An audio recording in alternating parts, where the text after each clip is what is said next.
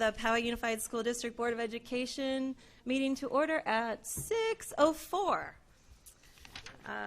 Welcome everyone. Our first item tonight is to Clerk Patapow, report out of closed session. In closed session, no reportable action was taken. Thank you. Thank you very much. At this time, I invite you to stand and say the pledge. Ready? Begin. I pledge allegiance to the flag of the United States of America and to the republic for which it stands, one nation, under God, indivisible, with liberty and justice for all.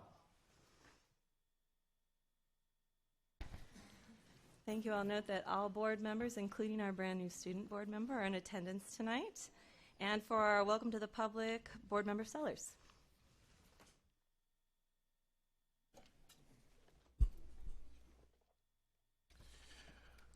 Welcome to the monthly meeting of the Board of Education.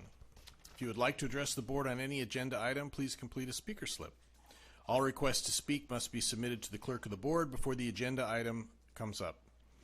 Item C is placed on our agenda to enable members of the community to bring items that are not placed elsewhere on the agenda to the board's attention. If there are concerns regarding specific individuals, it is preferred that the speaker refrain from naming them publicly out of respect for their privacy. The board will accept and review any written materials that would provide more specific information. The Brown Act does not permit board action or extended discussion of any item not on the agenda, but your concerns will be referred to staff. So other than that, please just behave. With that said, welcome and thank you all for coming. Our next item, item A6, approval of minutes, and we have several minutes to look through, so let's do one at a time here. Let's start. I'd like a motion on the minutes of June 22nd regular board meeting. Second. On a motion to approve by Mr. Patapow, second by Mr. Zane. Are there any alterations to these minutes? All in favor? Aye. Aye. Opposed? That motion passes 5-0. Second, July 10th, 2016 special board meeting. Is there a motion to approve those minutes as presented? Motion to approve. Second. On a motion by Mr. Zane, second by Mr. Patapow. Any discussion? Seeing none, all in favor? Aye. Opposed? Any abstentions? Right, that motion passes 5-0. Special meeting of July 20th, 2016. Is there a motion to approve those minutes as presented? Actually, no. Move to approve. Second. On a motion by Mr. Patapow, second by Mr. Zane. Any discussion on those minutes? Yes, I have a question under Section B, Strategic Leadership Goals. In the second paragraph, it states, the board agreed by consensus to revoke all present and past delegations of board duties to any staff, cabinet, or the superintendent, and added they can be given back when necessary. I don't recall us taking any formal action to that extent. There was no motion, there was no vote. I'm not certain that that's an accurate reflection of what took place. That's the use of the word consensus to me says that we didn't take a vote. That would have been a look down the road to see if everyone was, or at least 3 members were in agreement. So no formal action was taken. So was there, I don't remember agreement either. Was there, because we had a fairly lengthy debate on that one just because of the vagueness of this and the concern that it was sort of taking away delegated staff authority that we may not have recognized was necessary to the functioning of the district. So where was the consensus then? Because I was opposed to this one. My recollection was consensus. I don't have a vote or anything because there wasn't a vote. So Consensus would be 3, so, or at least a minimum of 3. So from my recollection, I was in agreement that the board was pulling back anything that wasn't explicitly granted to the superintendent as far as responsibilities and authority. I think it was in consideration of the moment we were in the transitional period there. And well, this is staff, cabinet, or superintendent. We have a lot of delegated authority just for district function, like entering into negotiations, signing contracts. Obviously, there's delegated authority to hire a current interim before the board actually approved the contract. So the Kind of to your concern point, is that would come under that umbrella. Kind of to your point, my recollection of that conversation was more specific to the superintendent. It wasn't about the staff or cabinet. But Is there a desire to amend this?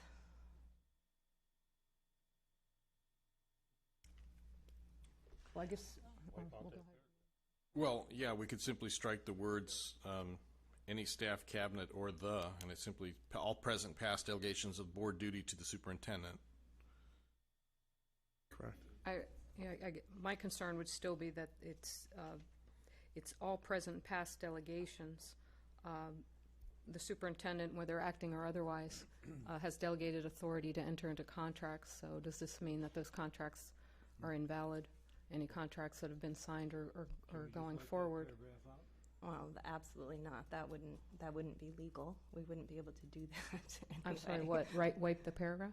No, No, what you No, just the suggested. contracts. Well, right, well, What you that's said, the concern, but that's what we're doing. If we're revoking delegations, one of the delegations is for Delegations that may have superintendent to happened in sign. the past, not actions that occurred under those delegations.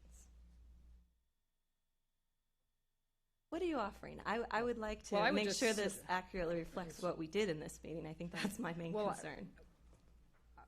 I'm not offering anything. I was not opposed to this, or, I mean, I was not in favor of this action, so it's really up to the rest of the body to determine if there was a consensus in favor of it. I would throw out there, if there's agreement in this regard, to just strike that sentence to the extent that there was no formal vote taken. It doesn't change the effect of the minutes. And that's a topic for conversation at later, perhaps the board policy meeting in September. I'm not opposed to that, but I would point out there were no formal votes taken at all during this meeting. So I guess it begs the question then, what impact does this have? What authoritative impact? It wasn't an action item, so does it revoke, say, hypothetically, the delegated authority of the superintendent to sign contracts? My understanding of when we have consensus on an issue, it turns into direction to staff to move forward in that direction, but we didn't direct them to do anything specific, and we didn't take a vote. Correct. Is there a motion?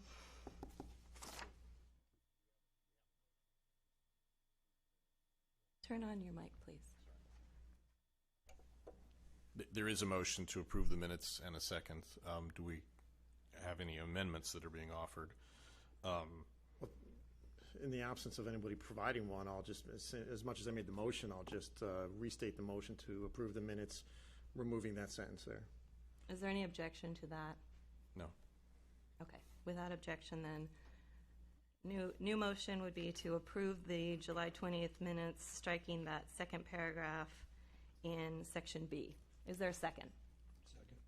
On a motion by Mr. Zane, second by Mr. Patapow. Any further discussion? All right. All in favor? Aye. Any opposed? That passes as amended unanimously. On to the August 11th special board meeting. Is there a motion to approve these minutes as presented? Move to approve. Second. On a motion by Mr. Patapow, second by Mr. Zane. Any discussion? All right, hearing none. All in favor? Aye. Any opposed? These minutes passed unanimously. On to the minutes of August 14th, 2016 special meeting. Move to approve. Is there a second? On a motion by Mr. Zane, second by Mr. Patapow. Any discussion on these minutes? All those in favor? Aye. Any opposed? Any abstentions? Aye, too. So, ayes, O'Connor, Ratcliffe, Zane, Patapow. Noes, none. Abstentions, Ms. Beatty and Mr. Sellers. And that passes. It's enough meeting. All right. Now we've got our Agenda sequence. Oops, and we've got our, okay. We have no items to be considered early. Is there a motion to approve our agenda sequence? Second. On a motion by Ms. Beatty, second by Mr. Zane. Any discussion? All those in favor? Aye. Any opposed? That passes unanimously. Approval of consent calendar, A8. All right, I'm going to go down the row here just for your information, Ms. Smith. Welcome, by the way. I didn't get to say that again yet. And ask everyone if there's anything they'd like to pull off of the consent calendar. So you're first. Nothing to pull, thank you. Thank you. Nothing? I'd like to pull E203 and E205. 205A or B? E203 and E205. E205A or E205B? Oh, I'm sorry.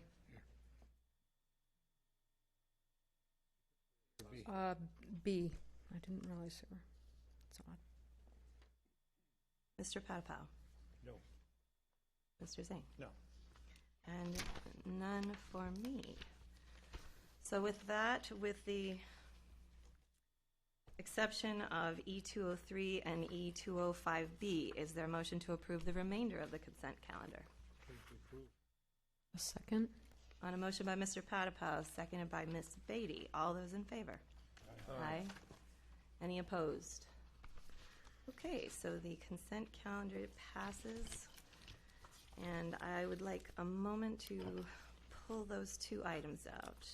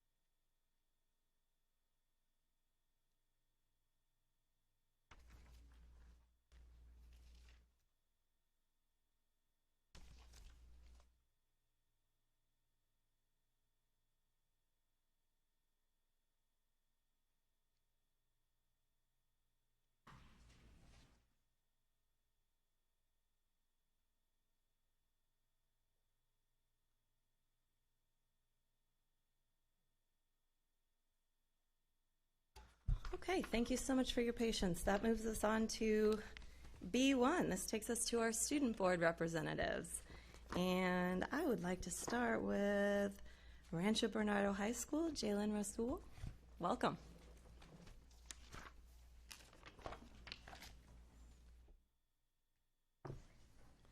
Good morning, board and community members. My name is Jalen Rasul, and I'm the representative from Rancho Bernardo High School. We have a ton of things to be proud about at Rancho Bernardo High School. We started the year off on 4x4. There has been a lot of positive feedback, and students are getting used to the longer periods. We also had our Welcome Back Assembly in our stadium on the first day, where we saw students performers, a class competition, and our new staff. We also had a blacklight dance on Friday for the second year in a row. We had a great turnout and should get people excited for our homecoming dance. RBHS is currently participating in our annual exchange with Spain. There are 9 families hosting students from our partner school in Spain. These same families will be sending their students to Spain in June for 3 weeks. The students attend some classes and attend excursions around San Diego. The Summer 18 band and orchestra students from Rancho Bernardo High School, along with others from Westview and Del Norte, traveled as part of the Southern California Ambassadors of Music European Tour. The students traveled through 7 European countries, experiencing new cultures and cuisine, and performed for enthusiastic crowds throughout Europe. RBHS Digital Media had 11 nominations, 3 winners at the Ivy Awards for student films, won Best of Class for Broadcast Journalism at the San Diego County Fair, first and second place at Character Counts, Student PSA Film Contest, and won the top award for journalism at the California Student Media Festival. We also have a lot of things we are excited about and working on. Our dance program is excited to host their first ever Dancing with the Broncos show on Thursday, September 29th at 7 in our PAC. Similar to Dancing with the Teachers, but they're choosing random students on campus to participate. Our Fight Against Hunger Club will be partnering with a local food bank, Friends, Family, Community Connection, to host RBHS's first food packing event in April. Food will be given to families in need in our own community, Haiti and Tanzania. ASB is getting ready for homecoming this year, which is early. The game is September 16th against Ramona, and the dance is on the 17th. The theme is Alice in Wonderland.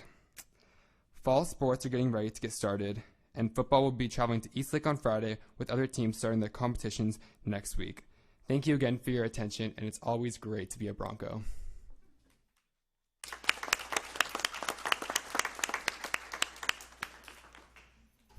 Thank you. Sounds like a busy summer. From Poway High School, wait a minute. Do I have a Poway High School? No. Okay, missing Poway. I'll come back to them. How about Del Norte? Reagan Cloutier.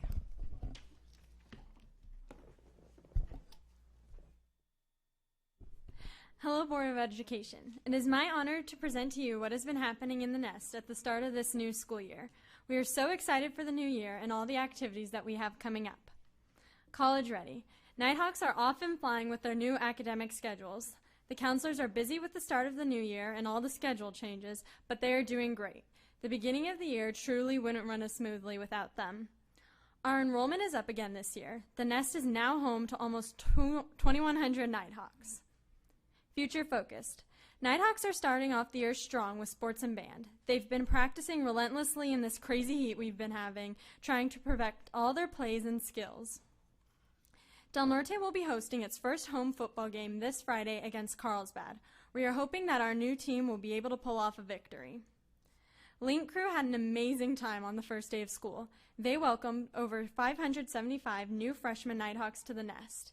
They did a great job, and they truly are one of the most important parts of the first day. ASB hosted our first day of school assembly, and it was a major success. Kids from each class participated in funny class competitions, and Mr. Mizell gave his annual first day of school speech, talking about the new mentality he would like Nighthawks to have, big me and big you. Nighthawks this year will be working on treating everyone equally and with respect, students, staff, teachers, and administrators. I also gave my first day of school speech, encouraging Nighthawks to get involved and make the most of their 4 years attending Del Norte and finding what they love to do. Globally aware. Nighthawks are already starting off the year strong by getting involved with different clubs and different organizations on campus. Over the summer, the club Hands for Honduras took a trip to the Honduras to serve and work with children in orphanages for a week. They brought blankets and got to make lifetime connections with the children they were able to work with. This Friday, 30 students from Japan will be shadowing Nighthawks for the day. Hosting students from other countries is always enlightening. And finally, Mr. Mizell wanted me to extend to each of you an invitation to attend the first Principal's Coffee of this school year, Thursday morning at 8:30 a.m. in the staff lounge. Joined by a panel of current students as well as alumni who currently attend a local JC, SDSU, and UCLA, attendees will participate in a discussion from nest to flight. Thank you all so much for listening, and as always, today is a great day to be a Nighthawk.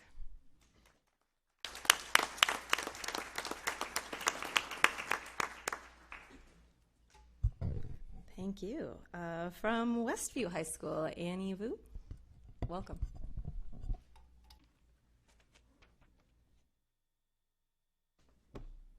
Good evening. I'm Annie Vu, ASB Vice President of Westview High School.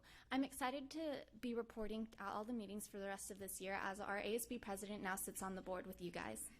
While all of our students were enjoying their summers, our tireless staff and community members worked to prepare for us in this upcoming year.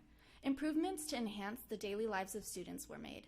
Firstly, PTSA and ASB worked together to install a hydration station in our library so everyone has access to fresh, clean water while having the ability to go eco-friendly and refill reusable water bottles. Also, we've opened a new attendance office to make checking out students a little easier for parents and give more time for staff to work on their teaching plans. Our staff returned to campus a few days early to prepare their lessons and have some much needed work days as we welcome 12 new staff members to the Wolverine Way and are excited to get to know them this year. As school began, ASB kicked off the year with our first day rally, Westview's High School Survival Guide, which was dedicated to giving out the best tips to surviving high school. We were excited to see class of 2020 walk down the same ramp on their first day of high school as they will walk down on their last for their graduation. Also, we recognize that not all students have access to school supplies, so we hosted a school supply drive, which was a huge success. Our fall sports are up and running, and we're looking forward to hosting our first home football game next Friday. Our performing arts students are already working hard and preparing for their annual Bound for Broadway show this Thursday evening.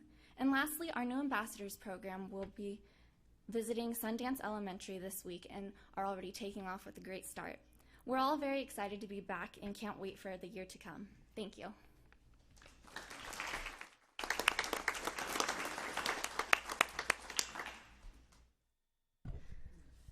From Mount Carmel, Grace Hard. Welcome. A new face.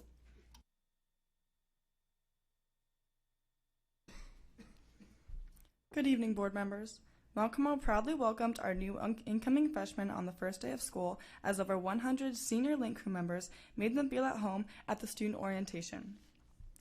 As our students walked onto the campus, each person received a note welcoming them back to our school. Also, a part of our tradition, we took a giant school picture, which I will be presenting to you now.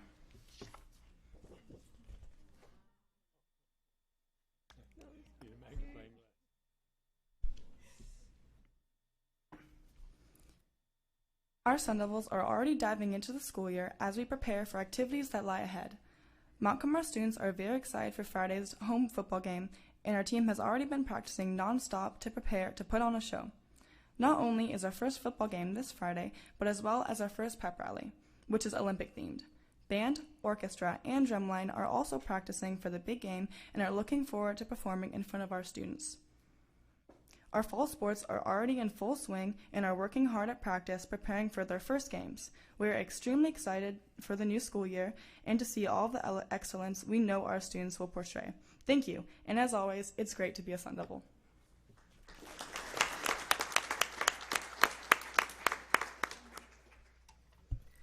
And Michael Sarmiento from Abraxas. Welcome. Good evening. It is an honor to be speaking to you all again. The transition program started in school last week. The transition program welcomed 25 new students to the program last week. Everyone is having a wonderful time making new friends and reconnecting with their old friends from high school. We ended the first week with the Olympic Games. Each of the 6 classrooms represented a country and participated in sports events which included volleyball, relay races, and basketball, to name a few. Students also made decorations and dressed in colors and attire that represented their countries. Students started up the recycling program which exists on the Abraxas campus. These include plastic bottles, cans, paper recycling, e-waste, and ink and toner cartridges recycling. September 1st is our first of 4 blood drives this year. You can announce about the 1,500 check for the most donations for a high school of our size. Come on down and donate. Compost Compers is our new compostable recycling program that is a program that combines the general ed and transition program. We are trying to compost as much as we can on campus, from cardboard to food waste. Otter Cares, part of Otter Boxes, who is based across the street from the district office, had its first lemonade stand. The lemonade stand raised money for the Abraxas leadership class. The first sales raised $132. Since it's across the street, we hope to see more employee next time. The big news is that Abraxas was selected with 7 other non-profit eco-minded organizations to completion in Channel 8 and SDG&E's Eco Ambassadors. So go to the Channel 8 and vote for us to win the $20,000 to help our community garden. Thank you, and as always, it's good to be an Eagle.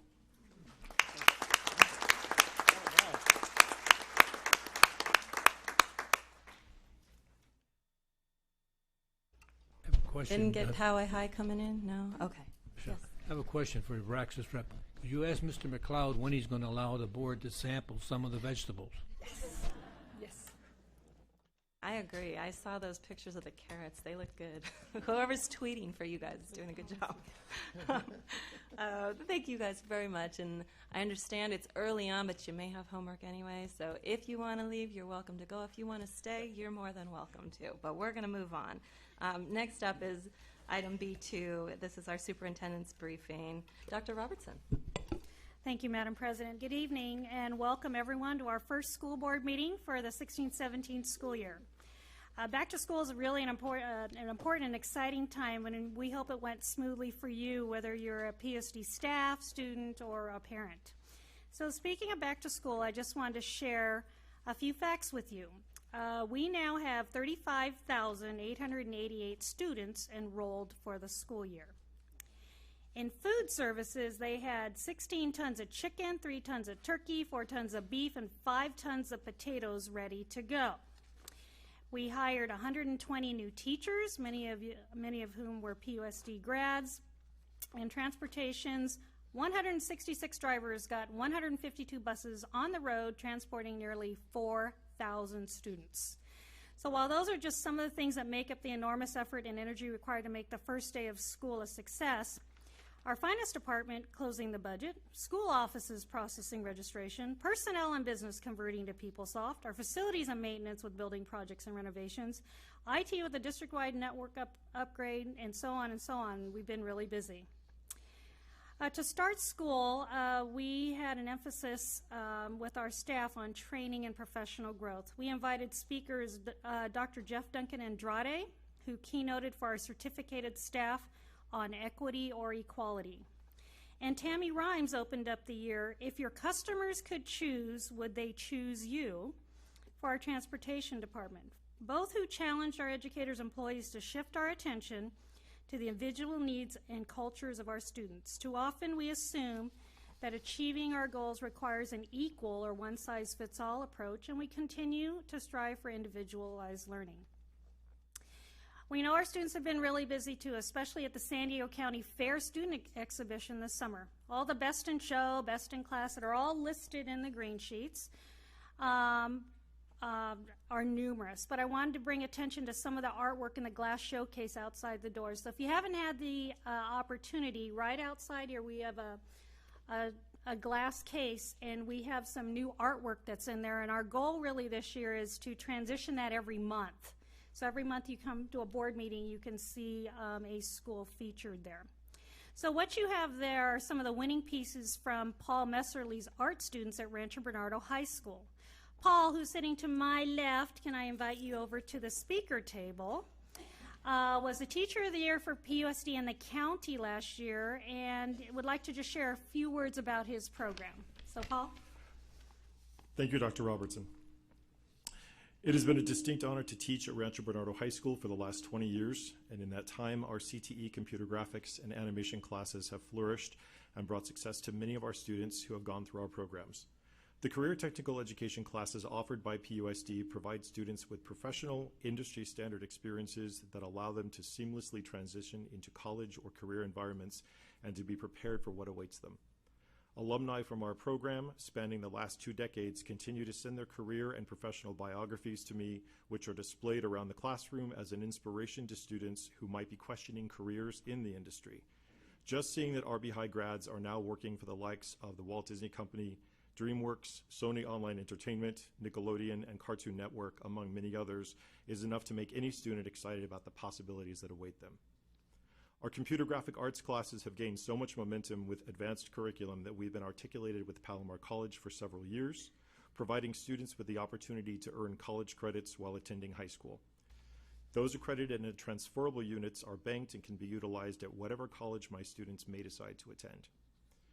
Our program has been well represented at local art competitions like the San Diego County Fair, placing and getting ribbons in all categories, most recently garnering 2 Best in Shows and a Best in Class for one of our beginning freshman 3D modelers.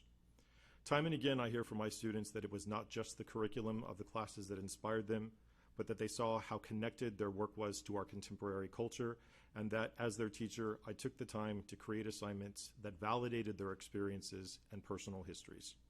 Thank you for this esteemed opportunity to showcase our program artwork, and I hope that you are equally as inspired as I am to see the evidence of the creative spirit at work in my classes. Thank you. Paul, thank you very much.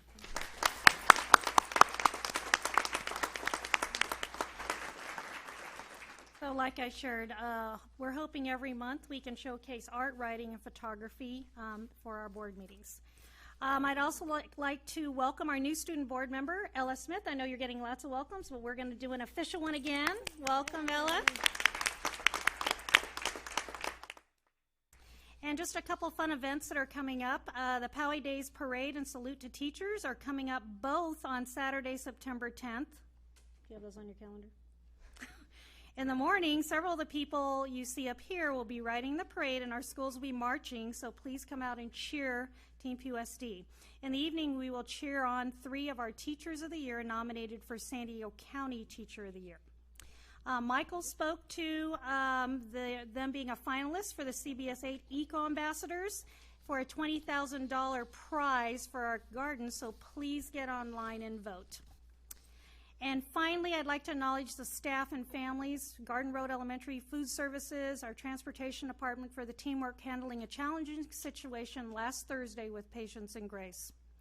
When law enforcement closed access to the school due to an investigation, we all worked together as a district staff to make sure our students were safe and well taken care of. So great job, Team PowayUSD, and that concludes my comments. Thank you. Thank you very much, Dr. Robertson.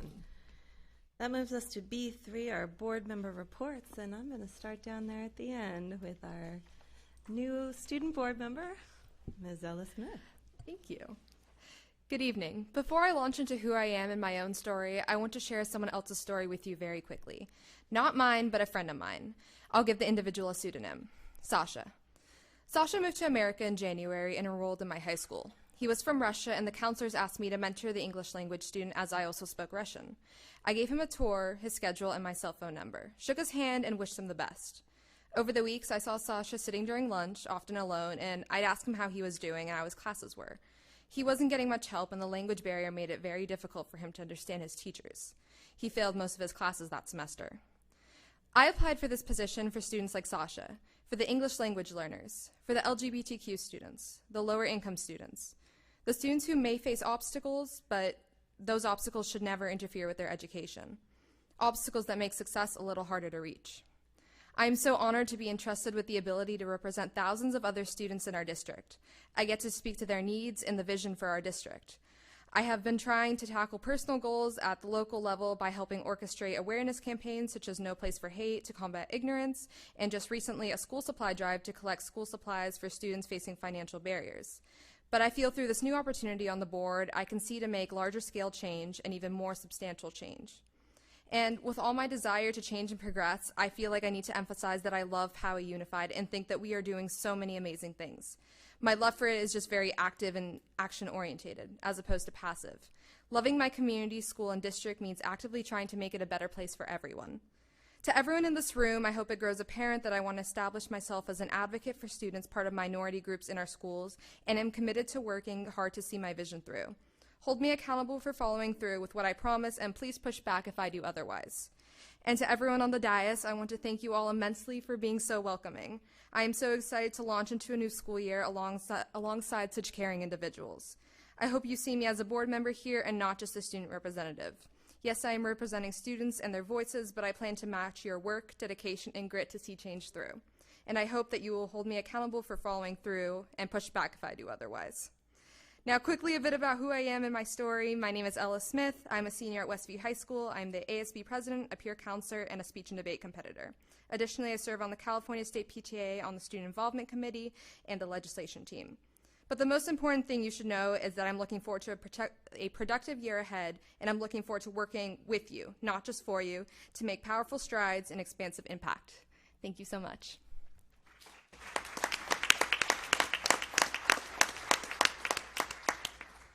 Mr. Sellers. I just have a brief anecdote. It was a busy summer for all of us up here on the board, as you can well imagine. We had a lot of meetings and a lot that went on, but this past weekend I carted my son up to San Jose State, moved him into the dorm, and he didn't bother filling out the roommate questionnaire and all that, but apparently someone in the housing office was very clever because the kid next door went to Westview. So it just reminds you that even though someday you will leave PUSD, PUSD will never leave you. You should always remember where you came from and be true to your school. Very nice. Yeah, I like that. Ms. Beatty. All right. I also have a brief report, and I'm very excited to collaborate with Ella on some of her projects and some policy level issues. We can join together and have some legislative visits. And I understand you were instrumental in getting those hydration stations in, so I'd like to join with you to see if we can get some of those in the other schools. I mean, water is so important for the kids especially. I mean, we've seen it now with this really hot weather, so it makes a huge difference for them to have adequate access to drinking water during the day. So, yeah, it's the first meeting of the year seems like the appropriate time to talk about our goal. Everybody's thinking about goals for the year, and so my goals, many of which carry over from the previous year, I'll just rattle off a few. I want to continue board staff discussion on seeing if we can start the high school and middle school day no earlier than 8 a.m. Obviously, that's a tall order for a district our size.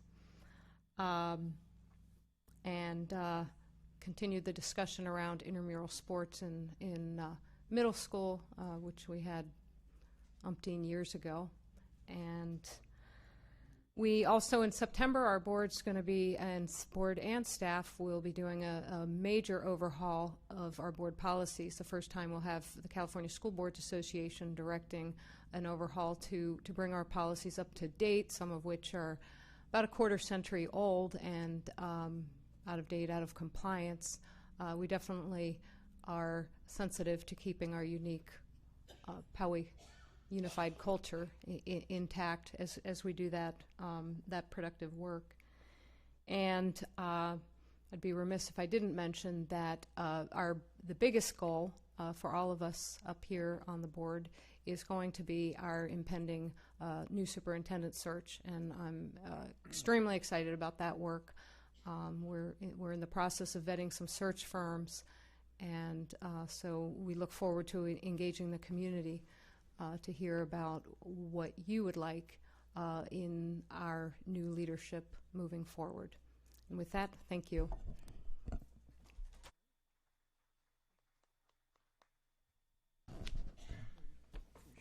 In addition to Michelle stating when she began, she says, well, we're not going to have that many meetings, no special meetings. And I just looked at her and smiled. And this last month, it seems like we've had about 14, but not that many, but 5 or 6. And so we've been going to a lot of meetings, special meetings, but they're all necessary, so it's not her fault. A few of the items that I attended, just to highlight, the APSM Back to School Night. That's the association with all the administrators, counselors, and heads of departments got together each year, and they kick off the year. They introduce the people, and it's interesting to note they get younger every year. I know the other way around. I get older.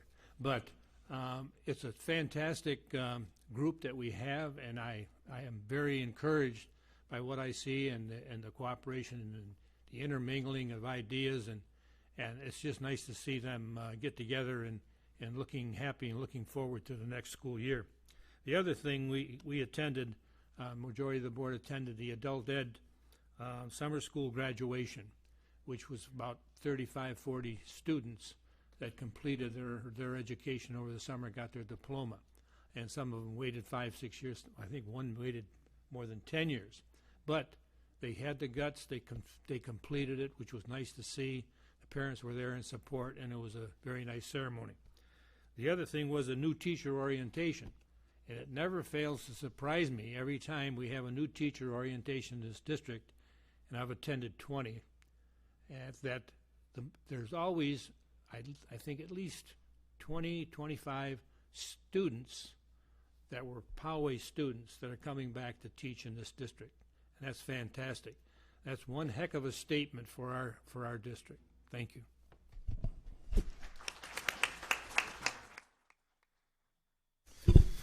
Well, in keeping with the brief reports, first of all, welcome everybody. Welcome back. Often been asked lately, how was your summer? I don't know what that means. The weather's hotter this time of year. As been stated, we had a number of meetings. It was also my pleasure to attend the new teacher orientation recently, the summer grad school ceremony. But again, welcome to Ms. Smith. Look forward to working with you this year and working with everybody for a positive and productive new year. Thank you. So Andy gave me a pass on all the meetings. You're not going to do that, huh? All right. We had a lot of meetings, yes, but it was a wonderful summer, a lot of family things, swim lessons, soccer camp, family vacations, and a little summer school for one of my children, too. But now we're back. We're ready for a great start to the school year, and I had a chance to participate in several of these events to gear up for it. One was a reception for a program that's currently operating at Twin Pinks Middle School called SOLE Effects, S-O-L-E Effects. This program brings in college students who act as mentors and coaches to the 7th and 8th grade students there in what they call a social leadership program. It really is phenomenal. I was really happy to be at this reception, and it's obviously they're trying to raise funds. They want to expand it to some other schools and middle schools in the district. I think they're shooting for Meadowbrook for sure. It was really nice to see several members of our broader PowayUSD team there as well. So that was great to see what we can do for our students here through our community support. I sat down with our new student board member, Ella Smith, to talk over her goals for this coming year. I'm going to stop calling you the student board member. You're just a board member.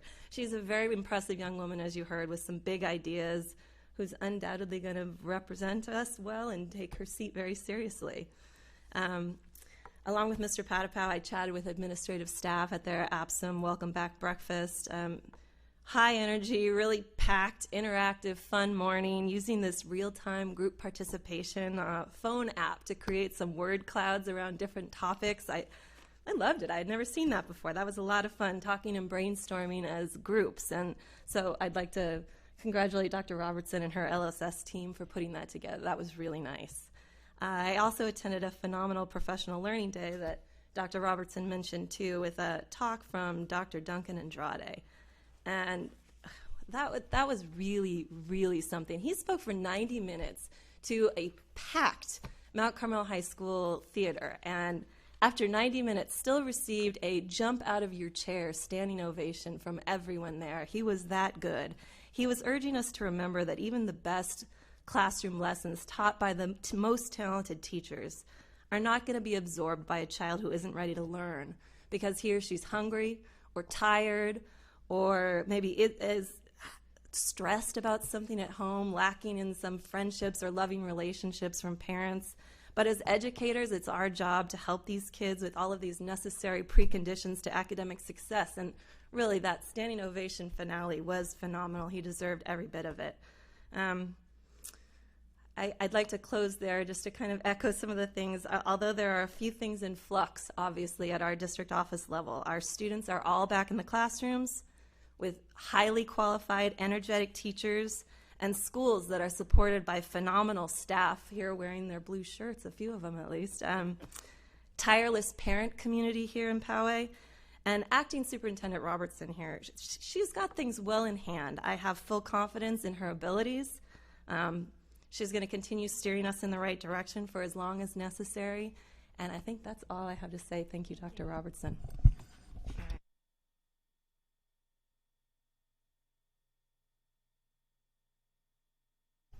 with that, we're on to agenda item C, which is public comments, and I'll just try to echo the summary that Mr. Sellers gave. Be nice. Mr. Padapow. Our first speaker is Mark Peroni.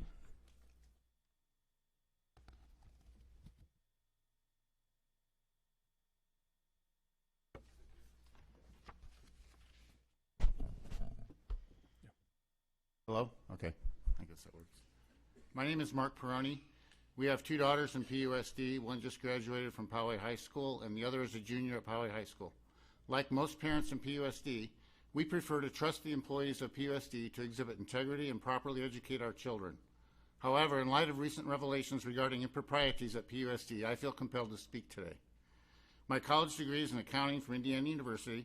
Out of college, I went to work as an auditor for a major CPA firm. Since then, I've been an independent consultant designing, programming, and implementing computer systems for companies. One client of 15 years as an insurance brokerage. The company grew from $60,000 per year to a $25 million per year company. I developed their first computer system, and continued to expand and improve it while the company grew.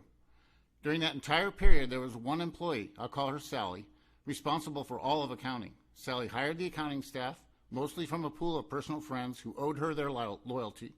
Sally was directly responsible for everything from invoicing to bank deposits. Sally was responsible for remitting payments collected to a very large insurance carrier, payments that grew to over $2 million per month. I tried for years to convince the owner that the accounting department needed oversight and proper accounting controls. His quote, "I trust Sally. Why would I need accounting controls?" I tried to explain that a system should be designed to protect against abuse from any direction. His eyes glazed over. Eventually, the owner caught Sally stealing money. He called me in and asked what I thought he should do about it. I responded, simple, fire her. To that he responded, "She has stolen lots more money for me than from me. I'm money way ahead. You don't understand business." To this day, Sally still runs the accounting department. There are two reasons for sharing this story today. One, the culture of any organization is set by those at the top. Two, the concepts of separation of duties and checks and balances are fundamental to the integrity of any organization. Following is a portion of the PUSD website regarding the pursuit of character. It is titled, "Helpful Tips for Parents." I've replaced the word children with the word administrators as follows. Quote, "Strategies to help your administrators develop character. Refuse to cover for your administrators or make excuses for their inappropriate behavior. Shielding administrators and youth from the local consequences of their actions fails to teach them personal responsibility. It also undermines social customs and laws by giving them the impression that they are somehow exempt from the regulations that govern others' behavior." End quote. For some, the removal of the superintendent seems to be the solution. In my opinion, the superintendent is only a symptom. The disease still needs to be cured.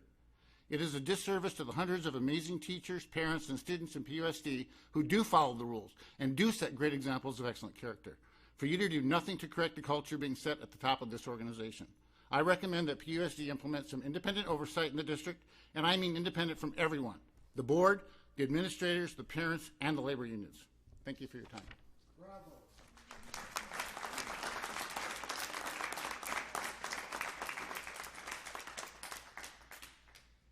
Stan Rodkin.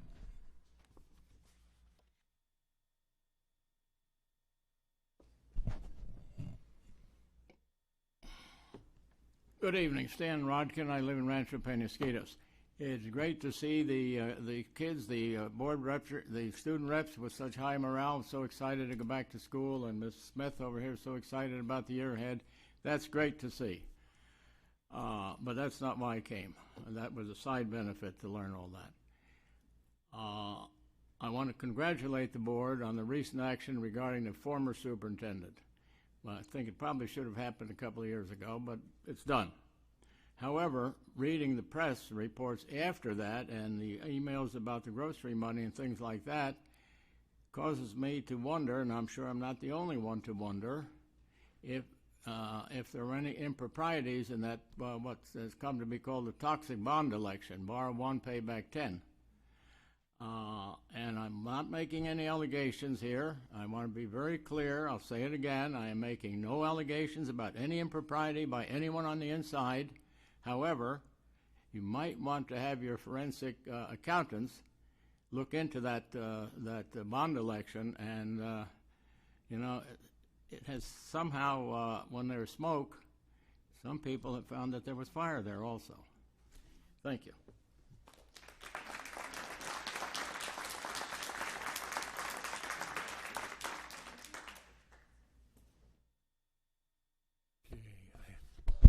We have a group of 5 people are speaking on this next subject. PSEA, Melinda Turnwell.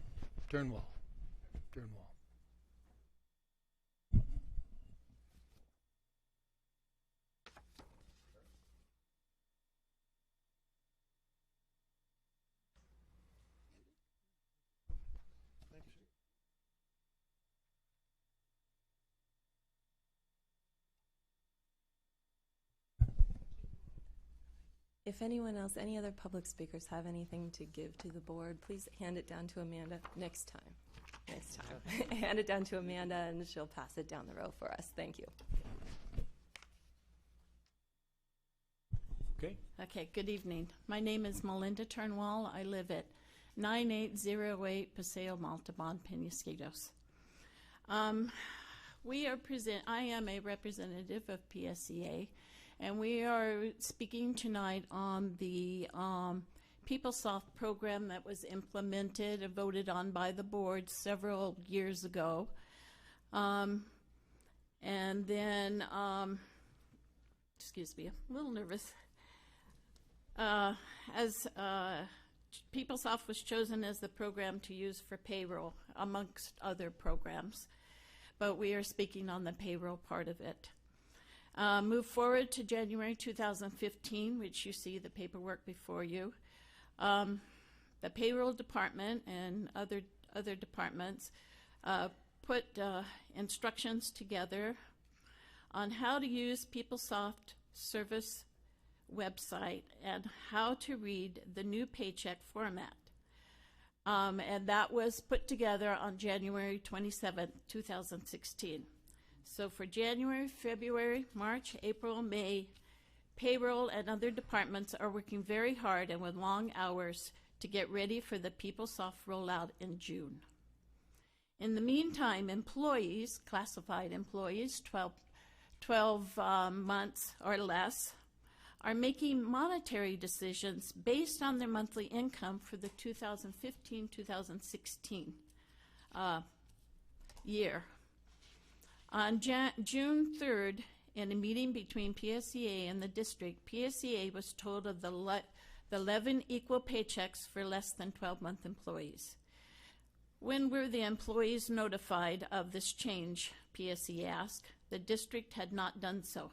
PSEA asked for a letter to go out on June 22nd, which is the 3rd page in.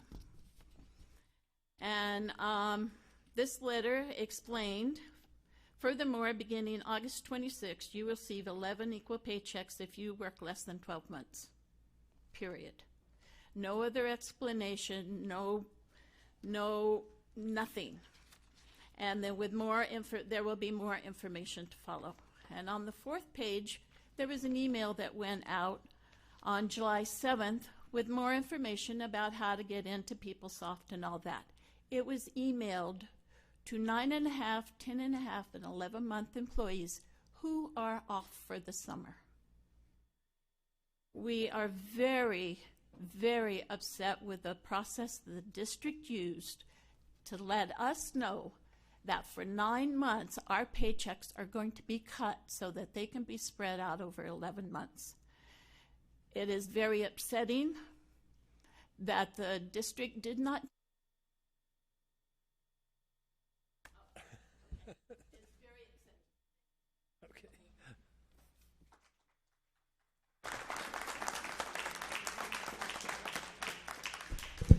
And I think I can wait maybe until the end of our list here of speakers, but I definitely would like to get you together with our Superintendent of Personnel Services, Ms. Hueso, to talk with you about those issues.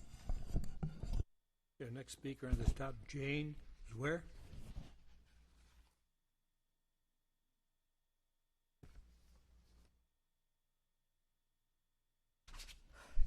Good evening. My name is Jane Zwer, and I live at 13340 Community Road. I'm a bus driver. I'm here today because bus drivers and aides pay matters. The district, as I understand it, was mandated to buy and utilize PeopleSoft program. The district has been aware of this for at least 6 months, yet we bus drivers, aides, and other employees who are less than 12 months only received notice at the end of June pay period. Our pay that we work hard for will now be spread from 9.5 months into 11. This goes into effect in our August check. That's barely 2 months' notice. The district did not furnish any details of this devastation that is about to occur in 8 days. A measly 30 minutes allowed by payroll at our in-service, even with their good efforts to explain how this is being done, is unacceptable. For us, it's just frustrating and not very reassuring. The example payroll displayed showed an overall 8-hour employee with a gross of $3,500 monthly will now drop to a little over $2,600 gross monthly. That reflects almost a $900 difference, or overall a 26% difference. Holy cow. As a single parent with one income and 2 teenage daughters, it's a month-to-month struggle for me as it is. So my one income will now be approximately 26% less per month. This is going to leave me in a financial hardship. My coworkers and I have monthly commitments, house payments, car payments, daycare expenses, kids' college tuitions. Our financial decisions always based on a 9.5-month pay schedule. The message from our district cannot be any clearer. Drivers and aides do not matter and are not included in the "we are a team" attitude at PUSD. Talk about blatantly slapping us in the face. It was really inconsiderate for the district to give very little notice to us and leave us in a difficult position to rearrange our financial situation. Could you take almost a 26% pay cut a month? Thank you.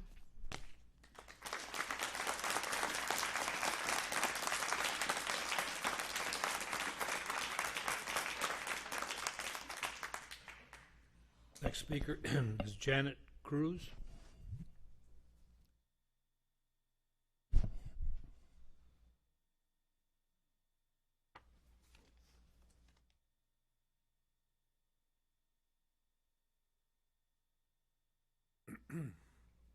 Good evening, members of the board. My name is Janet Cruz. My address is 13006 Berlin Street, Poway, California. I am a payroll technician in the payroll department, so I'm here to basically express the difficulties that we have been challenged with the use of PeopleSoft, and to clarify that a couple of different things. We transitioned from a payroll system that I had been using for 16 years to integrate into PeopleSoft.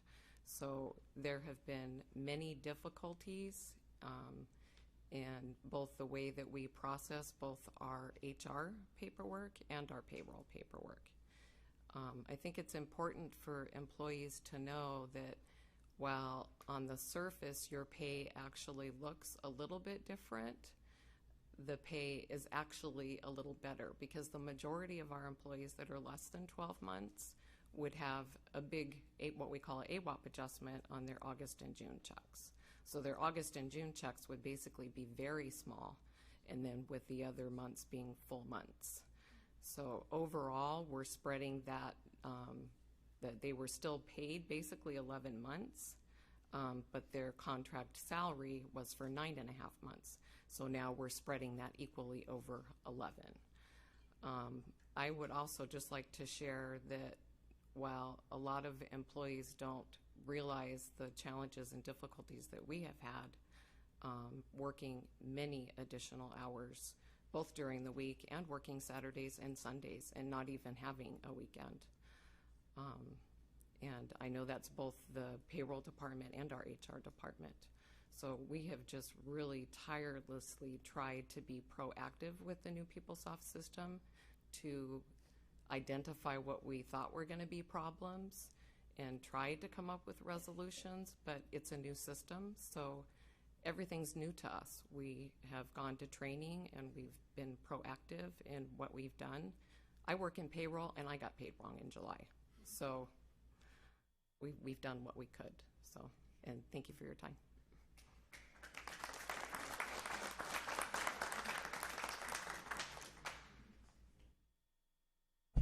Nick Lombardo.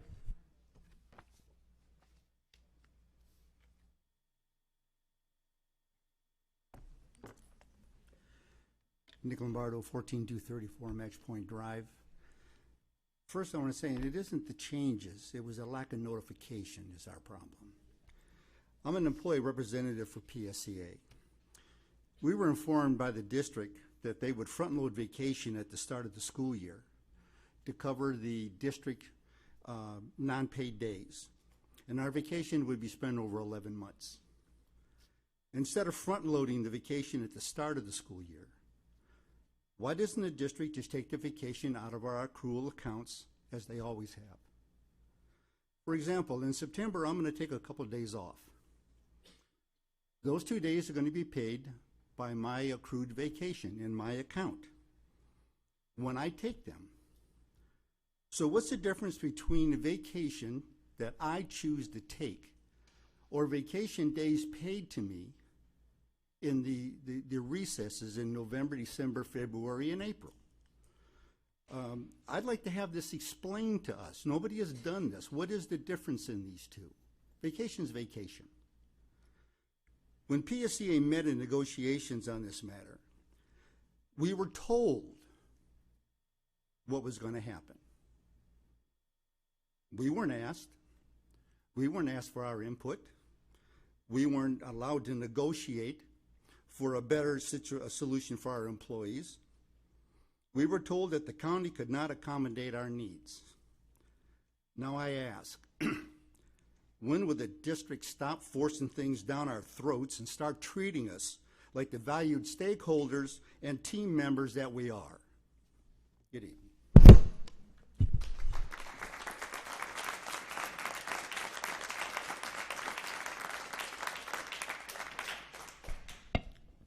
Lynette Turner.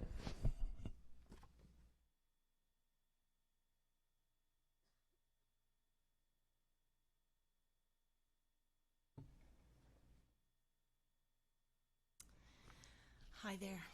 I'm Lynette Turner, and these days I live at the PSCA office in Poway. I'm the president of PSCA, the largest bargaining unit in the district. I want to try and tie up the theme of the speakers that went before me, and I'd like to discuss the management concept of employee engagement and how the rocky implementation of PeopleSoft is evidence that employee engagement is missing at PUSD. Employee engagement is the extent to which employees feel passionate about their jobs and put effort into their work and are committed to the organization. To have engaged employees, management must develop a sense of trust, fairness, values, and respect, as well as employee confidence in the organization's leadership. Tonight you've heard a lot about timely communication, the difficulty in managing personal finances due to changes in payroll, and struggles to manage workload while learning a new system. PSCA would add that in negotiation sessions, most decisions were handed down to us without our input, and final decisions were made without negotiation, citing the county as the villain. And this is not a reflection on our fellow employees. Our coworkers have tried to communicate, tried to develop workarounds to system bugs, tried to learn and train and support their coworkers. And we praise the employees of IT, purchasing, finance, payroll, personnel, and in the sites in making the best out of an untenable situation. However, even with all of their efforts, we still see frustration, lack of trust and confidence in leadership, and a general feeling of being disrespected and devalued. And why? Because employees were not engaged in the process. Over the past year, employees have been subject to many new tech improvements in the name of progress. PeopleSoft, ASOP, SACE, Canvas, and the computer refresh in 1 year. Support staff were asked to keep up productivity with minimum staffing, and by the way, Synergy and Destiny are down and the server can no longer recognize your printer. And at this time, I would like to ask the members of the audience to stand up if they've been impacted by PeopleSoft, by SACE, by MyConnect, MyPlan, by ASOP, the computer refresh, Synergy, or Destiny. And I would like to nominate all of them for the Team PUSD Award for adapting to these numerous tech system upgrades. Even with the unparalleled loss of upper management, these employees continue to perform with dedication and determination, and they are truly Team PUSD. As the year begins and the board discusses its goals, I hope employee engagement rises to the top. Thank you.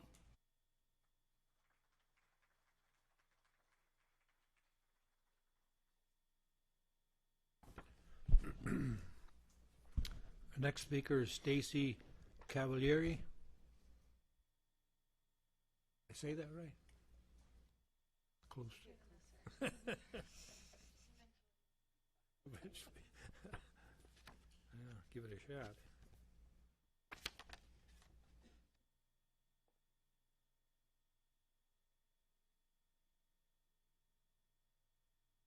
Good evening, members of the school board. As I promised, I would be back in August. As most of you know, my name is Stacy Cavalieri, and I'm a regional manager for Decoding Dyslexia. I am a parent of 2 dyslexic students in Poway Unified. I hope that everyone had a great summer, and I'm very excited for this new school year and what great things are going to be achieved. I have a few things that I would like to tell you about. First off, October is around the corner. I have given you all a copy of the Senate House Resolution 275, which passed last October. This resolution states that the Senate is calling on Congress, schools, and state and local educational agencies to recognize the significant educational implications of dyslexia that must be addressed, and designating October as National Dyslexia Awareness Month. Furthermore, this resolution defines dyslexia as an unexpected difficulty in reading for individuals who have the intelligence to be a much better reader. It continues to state that dyslexia is the most common learning disability and affects 80 to 90% of all individuals with learning disabilities. Lastly, it states early diagnosis of dyslexia is critical in ensuring that individuals with dyslexia receive focused, evidence-based intervention that leads to promotion of self-awareness and self-empowerment, and that provisions of necessary accommodations to ensure school and life success. Poway has begun taking positive steps in the right direction in helping our students who struggle with dyslexia, but I'm here tonight to ask the board verbally and in writing to take the appropriate steps necessary in acknowledging October as Dyslexia Awareness Month by adding H.R. 275 to the next meeting agenda on September 13th. Secondly, I would like to inform you that the Contra Coast County SELPA is taking huge steps in supporting teachers and administrators this year by hosting a 3-part series workshop on dyslexia. I ask that our district look into sending someone to these seminars, or even better yet, partnering with our own local SELPA and hosting our very own. Last year, when the district provided a dyslexia simulation to the school psychologist, it was fantastic. But we need to continue to move forward and get the critical tools and information in the hands of the teachers. I understand that Poway Unified has a large undertaking right now with major staff changes at the district level, but please let us not forget who we are serving, the children and the teachers. In closing, I want to let you know that Dyslexia Guidelines Working Group for the CDE continues working very hard to create California state guidelines on dyslexia. They have made great progress. Information can be found on the CDE's website if you would like to learn more about this group, or I am happy to provide you with any information or questions that you may have. Thank you.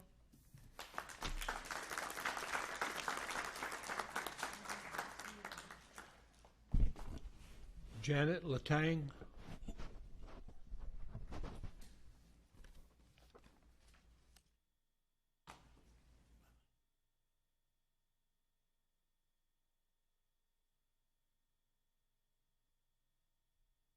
Good evening, School Board and Superintendent's Council. My name is Janet Latang. This year, I'm happy to be helping as the Poway High School Volunteer Library Coordinator. And I just want to let you know that this month the library had a successful textbook distribution with over 11,000 textbooks checked out, roughly 5 per student. The only way we could do this would be with the much help from adults and students. 21 adults volunteered 148 hours and 42 students volunteered 186 hours. So we're grateful to their help. The Poway High School Library is now open on a regular schedule, and we're happy to have a bit of extra funding allowing for us to for extra help in the morning before school, as well as extended hours after school, Monday through Thursday, so it can remain open until the late bus leaves at 3:50. So thank you for that. Personally, my son, a junior, is happy to have his been scheduled for all his requested classes at Poway High School, and I wanted to say thank you. That's a big deal because he has 4 singleton classes, so a big thank you for that. And finally, I would like to thank the Poway Democratic Club for holding a PUSD School Board Candidates Forum last Thursday, August 18th. All 8 school board candidates attended, and all were given the opportunity to offer an opening statement, answer 9 questions, and then give a closing statement. This was a great opportunity for me to hear directly from all of the school board candidates, and some of them I think are even here tonight to witness what the school board meetings are like so that they can get ready for should they be on the board. Also, it's my understanding that an article about the candidates forum will be in this week's Poway, Chieftain, and Pomerado papers. So if anyone wants to take a look at that, that would be great. And I personally encourage voters to get to know the candidates and to vote for their 2 favorite candidates in November's election. Thank you very much.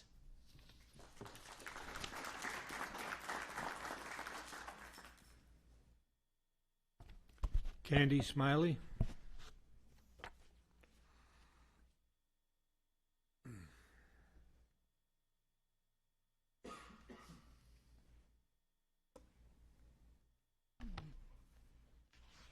Hello, good evening. Candy Smiley, President of Poway Federation of Teachers, and there's a lot on everyone's plate tonight, and I hate adding one more thing, but I have to. Because I'm here tonight on behalf of our teachers to bring forward to the board and to Superintendent's Cabinet a compelling issue that needs your attention. You've heard this before, it's cyberbullying, the use of text messages, emails, and websites to hurt, upset, or embarrass another person. We are acutely aware of the dangers faced by our students from cyberbullying. I'm proud to say our district staff and administrators have provided information and developed strategies to address cyberbullying of students. But I'm here tonight to inform you that teachers are increasingly at risk of being the victims of cyberbullies. Our teachers have experienced abuse through social media, Facebook, MySpace, Rate My Teacher, abusive, harassing, and threatening emails, very often including insulting comments or remarks about our teachers' performance in their classroom. Cyberbullying is taking a toll on our teachers' confidence in the classroom and has the potential to create a serious health risk for our teachers. Cyberbullying teachers must be taken seriously because a toxic work environment will drive our teachers away. I have a petition signed by 1,101 teachers stating that Poway Unified is violating its legal obligations under state law and its collective bargaining agreement with our district by failing to protect our teachers. Critical steps to prevent harassing emails and other forms of cyberbullying that have been repeatedly directed to numerous teachers in our district have not yet been taken. When our district fails to take steps to address cyberbullying, a teacher who falls victim may believe our schools and our district has broken its duty of trust and confidence, which we all owe our employees. Please be aware, if not addressed, teachers may decide to resign and they may claim constructive dismissal. This is a result of employer creating a hostile work environment. If a school or district is aware that a teacher has been cyberbullied, the district could be held liable if it was in a position to prevent cyberbullying from occurring but did nothing to do so. To avoid the risk of a constructive dismissal or teachers taking a leave due to stress or other related illnesses, PFT is demanding that our district take immediate steps to protect teachers and staff by developing and implementing school policies to ensure all wrongdoing is dealt with thoroughly and consistently, just as we do for our students. Board members, district administrators, and all site administrators, they must have training to identify and stop incidents of workplace harassment, bullying, and cyberbullying. The purpose of this policy and training is to establish expectations for maintaining a safe and respectful school climate or workplace where bullying, cyberbullying, harassment, and intimidation will not be tolerated. And I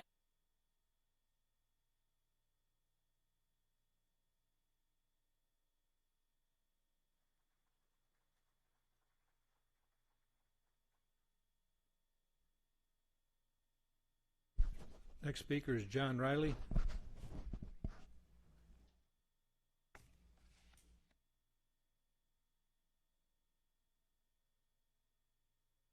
Good evening. My name is John Riley. My address is 13154 Glen Circle Road in Poway. I come before you as the current chair of the PUSD Budget Review Advisory Committee, and to professionally reinforce the recommendations that our committee made before the board here a few months ago. The fact is that our school district has a serious structural budget deficit. That means that spending is far exceeding our recurring revenue stream by the tune of about $18 million a year. And the bottom line in the budget that has been presented a few months ago and was approved by the board, that budget shows a much rosier picture on the bottom line because of one-time revenues from Sacramento that aren't necessarily reoccurring. In light of the past history regarding financial issues with the school district, with the capital appreciation bonds, with the alleged malfeasance of our previous superintendent, I urge the board to double down on the notion of fiscal responsibility. It's imperative that we do this to rebuild trust in the community, trust about how our finances are managed. As public stewards of roughly $350 million a year, you're spending taxpayer dollars, and I believe it's crucial that fiscal responsibility become a core principle of how this school board moves forward, and not just in the normal course of business, but to almost be religious about it, to really become as just painfully responsible as possible.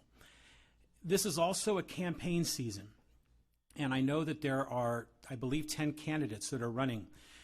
It's a time when people are promising new ideas and new ways to spend money, and those are all very noble things. Many of those issues are very worthy. I would caution that the board not entertain any new spending at all, that it look for ways to decrease spending because of an $18 million structural deficit. And if for some reason that spending is necessary on a new initiative, that for every dollar spent, at least $2 to $3 be subtracted from low priorities and unnecessary initiatives elsewhere in the budget. Our committee will continue to move forward, presuming the board is supportive of our efforts, but I would just like to reinforce what our previous recommendation was, and I thank you for your time.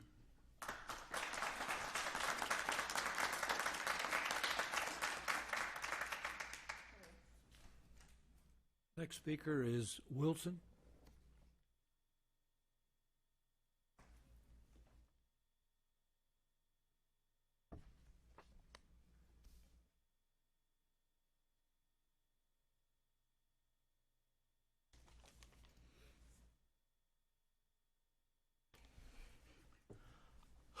Good evening. I was truly astonished at Candy Smiley's remarks to you. Evidently, she's not aware of the First Amendment and free speech and how limited the district is in restraining free speech. That was enough baloney to feed every student in this district. And I wonder if she considers it cyberbullying when she sent an email to John Collins saying that Michelle O'Connor Radcliffe and you, Mr. Zane, were stupid. Is that cyberbullying? And what about Steve McMillan back there? That monkey boy. He wrote an email to Collins saying that the board president was a bimbo. Now, is that cyberbullying? She is such a phony. Okay, I didn't plan on saying that, but I couldn't help it. My prepared remarks are I want to personally thank Trustees Beatty and Sellers for the courage and perseverance they demonstrated in bringing the corruption in this district to light. I think we're all missing a minimum of $345,000 thanks to Collins, and I think that's the tip of the iceberg. Under the California Public Records Act, I have read thousands of emails and text messages that were generated in this district office. Based on what I have read, I can safely say I have enough material to do a sequel for One Flew Over the Cuckoo's Nest. An example, John Collins asked for an advance, and former Superintendent Thalandi wrote him a check out of petty cash for $17,000 when the policy is to limit $150. John Collins was paid approximately $500,000, and he has $345,000 of our money, and yet the emails indicate that his family is destitute. And then, to top it off, through Candy Smiley's attorneys and teacher funds, Lisa Collins is suing the district. And the merits of the case is she's saying that John Collins, her husband, didn't do enough to protect her from harassment. And then you had so many other things. This is truly, in this building, with the people that have worked here, truly a cuckoo's nest. Finally, we have one school board member, and it's Andy Patapow, who had your services at home paid for by the district funds. You're the only school board member to have that done, and they were inappropriate payments. And I asked the school board to get that money back from him immediately, and if they don't, you will be sued, and I will be sending you the papers on that. You come across as a good old man, but you're a dishonest old fool, and you caused this district so much harm with your vote for the capital appreciation bonds. You should resign tonight.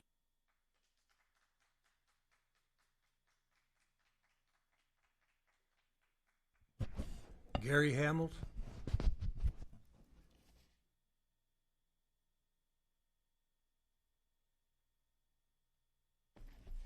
Thank you, Gary Hamels, 13235 Mid-Bluff Avenue, San Diego. I am the assistant chair of the BRAC committee, and I just came to reemphasize the information that we gave you in May concerning the budget.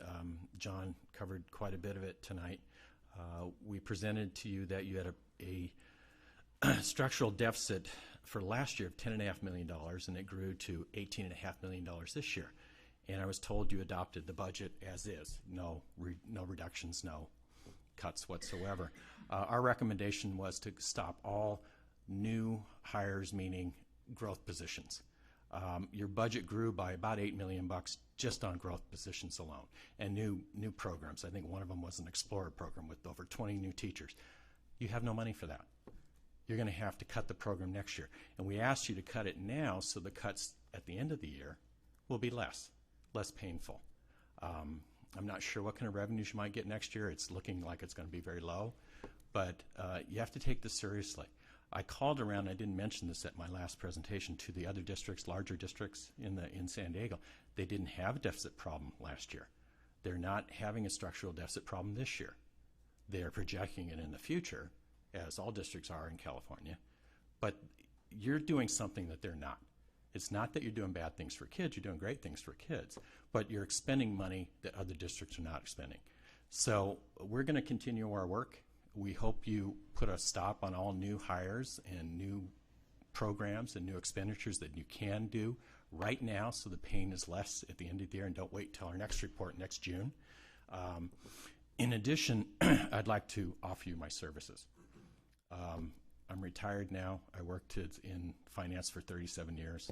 I worked for this district for 14 years presenting the budget. And just to let you know, I think Andy's the only one that remembers, I took 2 hours to present the budget. Line by line, 400-page document, and the board didn't leave saying, I didn't know. You gave Malaga 10 minutes to present over a $400 million budget. That shocked me. I drove home and I was pretty shocked at that.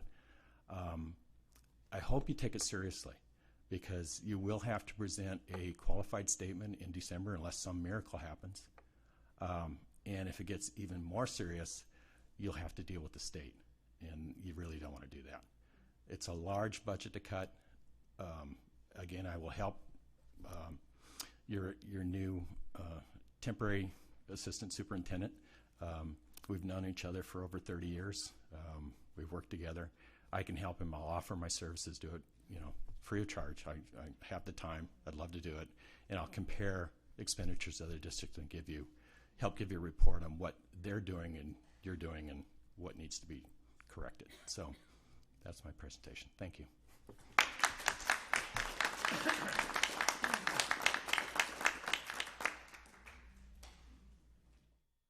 That's it.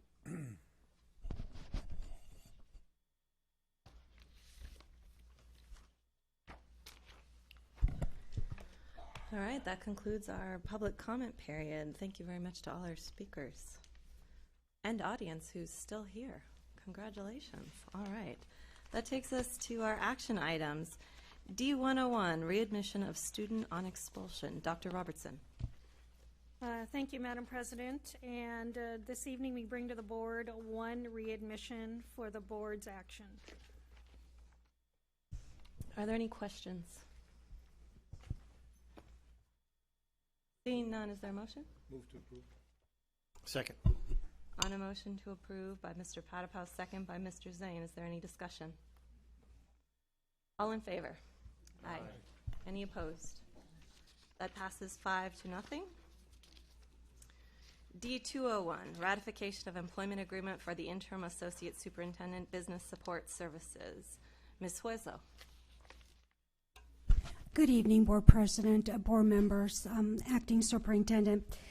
The action before you, staff is requesting the ratification of an employment contract for Mr. Kamran Samsadeh, who is basically started the assignment August 1st in order to assist while we are transitioning at some point to be able to recruit for the position of Associate Superintendent of Business Support Services.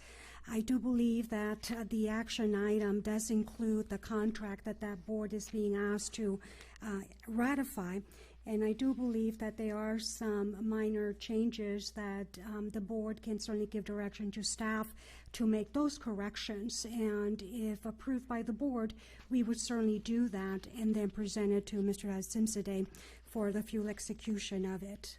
At this point, if you would like for me, I can certainly point out where some of those minor adjustments would be. Would that be appropriate? All right. Yes, please.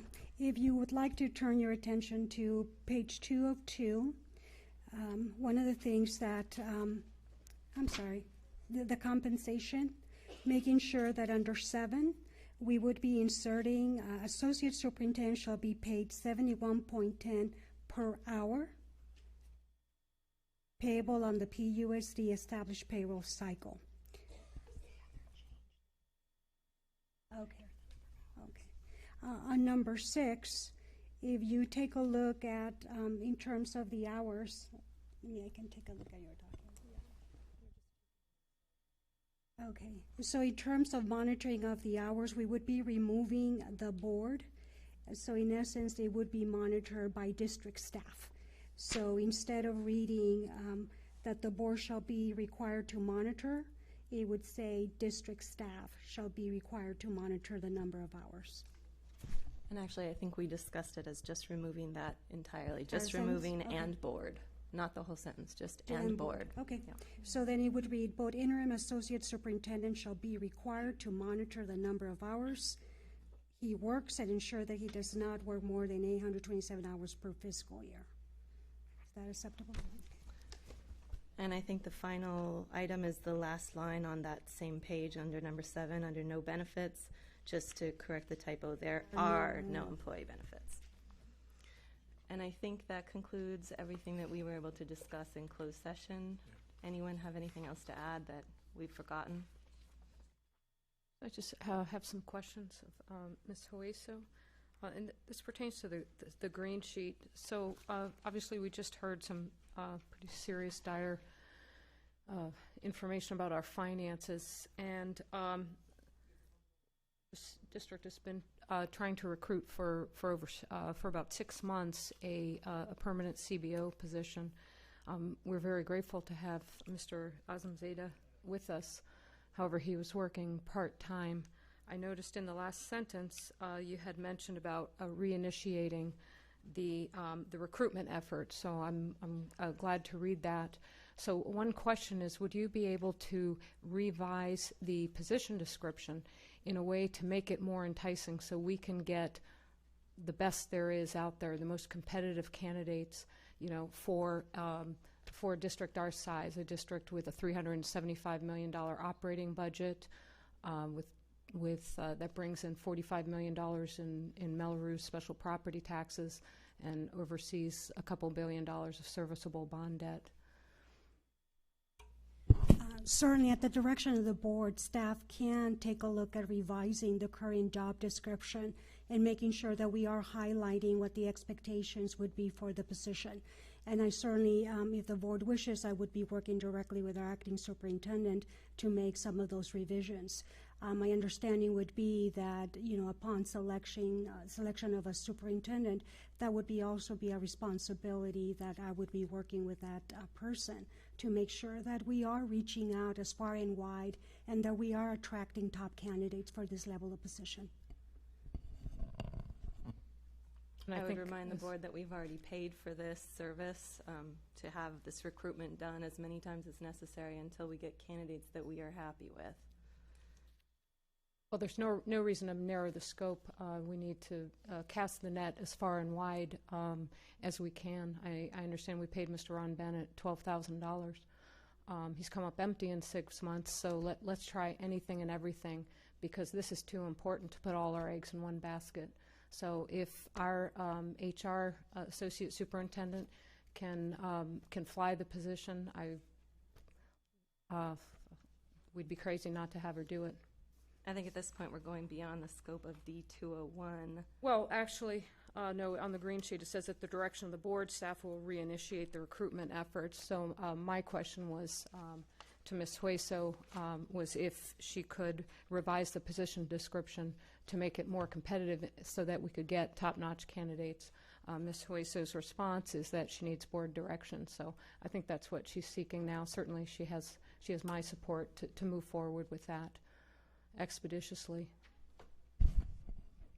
Mr. Patapow. What about our search group that's going for the superintendent? Couldn't we ask them to also include for business?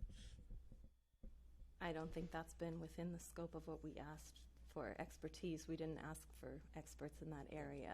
Could that be a possibility, since a search firm would have the capabilities maybe to throw the net a little wider, like they say? I don't know. I'm just thinking out loud.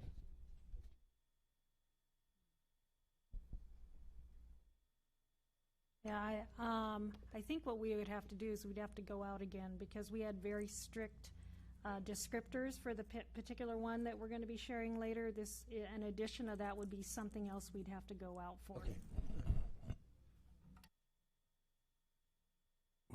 Okay.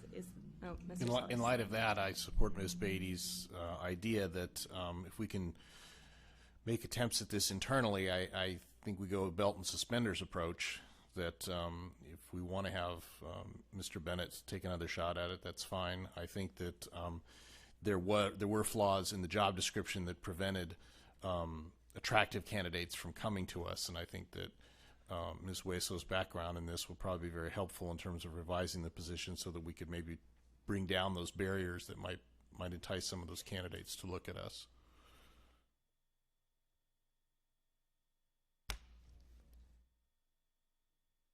You've got your mic down. Do you have something to add, Mr. Zane? I'll just echo the sentiments that there's no harm in doing an additional internal push, if it complements the other efforts that are going on. And so to further this particular item as well, I'll move adoption of the item. Is there a second?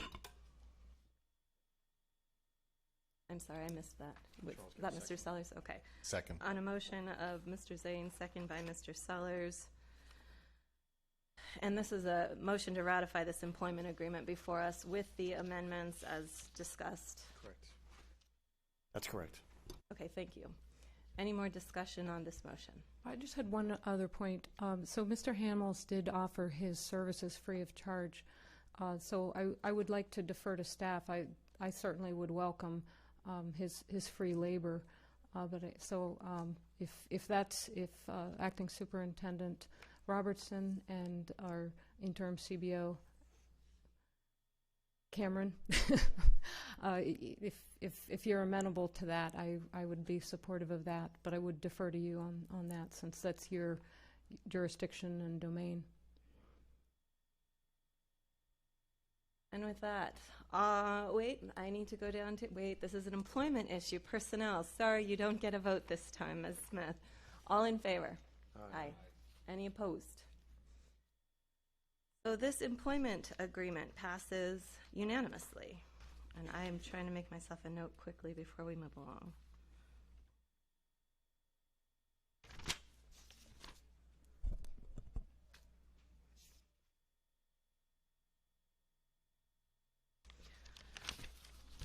Okay, thank you.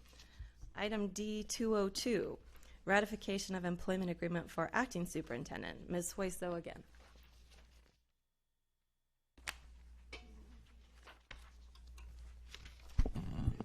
For the board's consideration, we are bringing forward a contract, an employment agreement for Dr. Robertson to assume the responsibilities as acting superintendent. The item does indicate that the employment agreement is to start August 14th, which followed the board appointment. In terms of any potential changes to the agreement, if the board has any amendments to make at this point, we can certainly consider that, or it can be approved as is. I do believe that we have a different version of this than what was in the agenda packet, and we agreed to the amended version that I don't believe the public has at this time.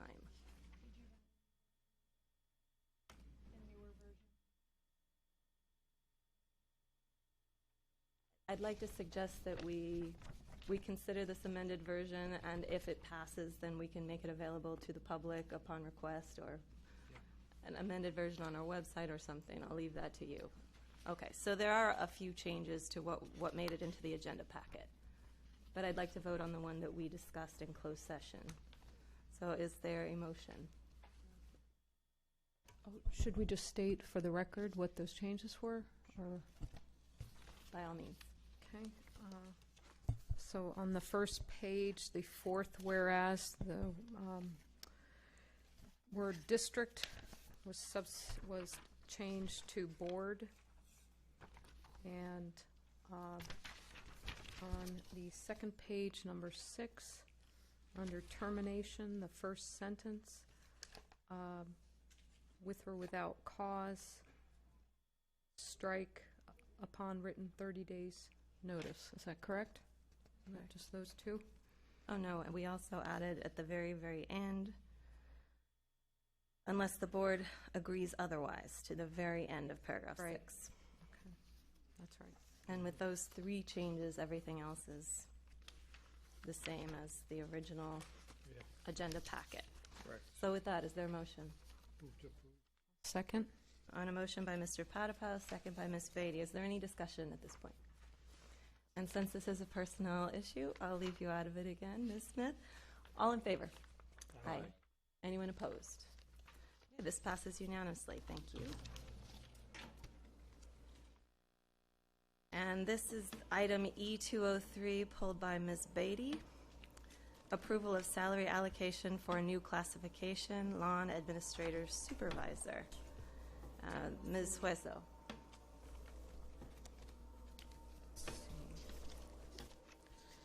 All right. The action before the board is to take the new classification of local area network administrator supervisor to be placed on range 24. To respond to any questions that the board might have, Ms. Corey Amador is here, and I would like for her to come up to the speaker's table in case the board does have any questions with regards to this recommendation.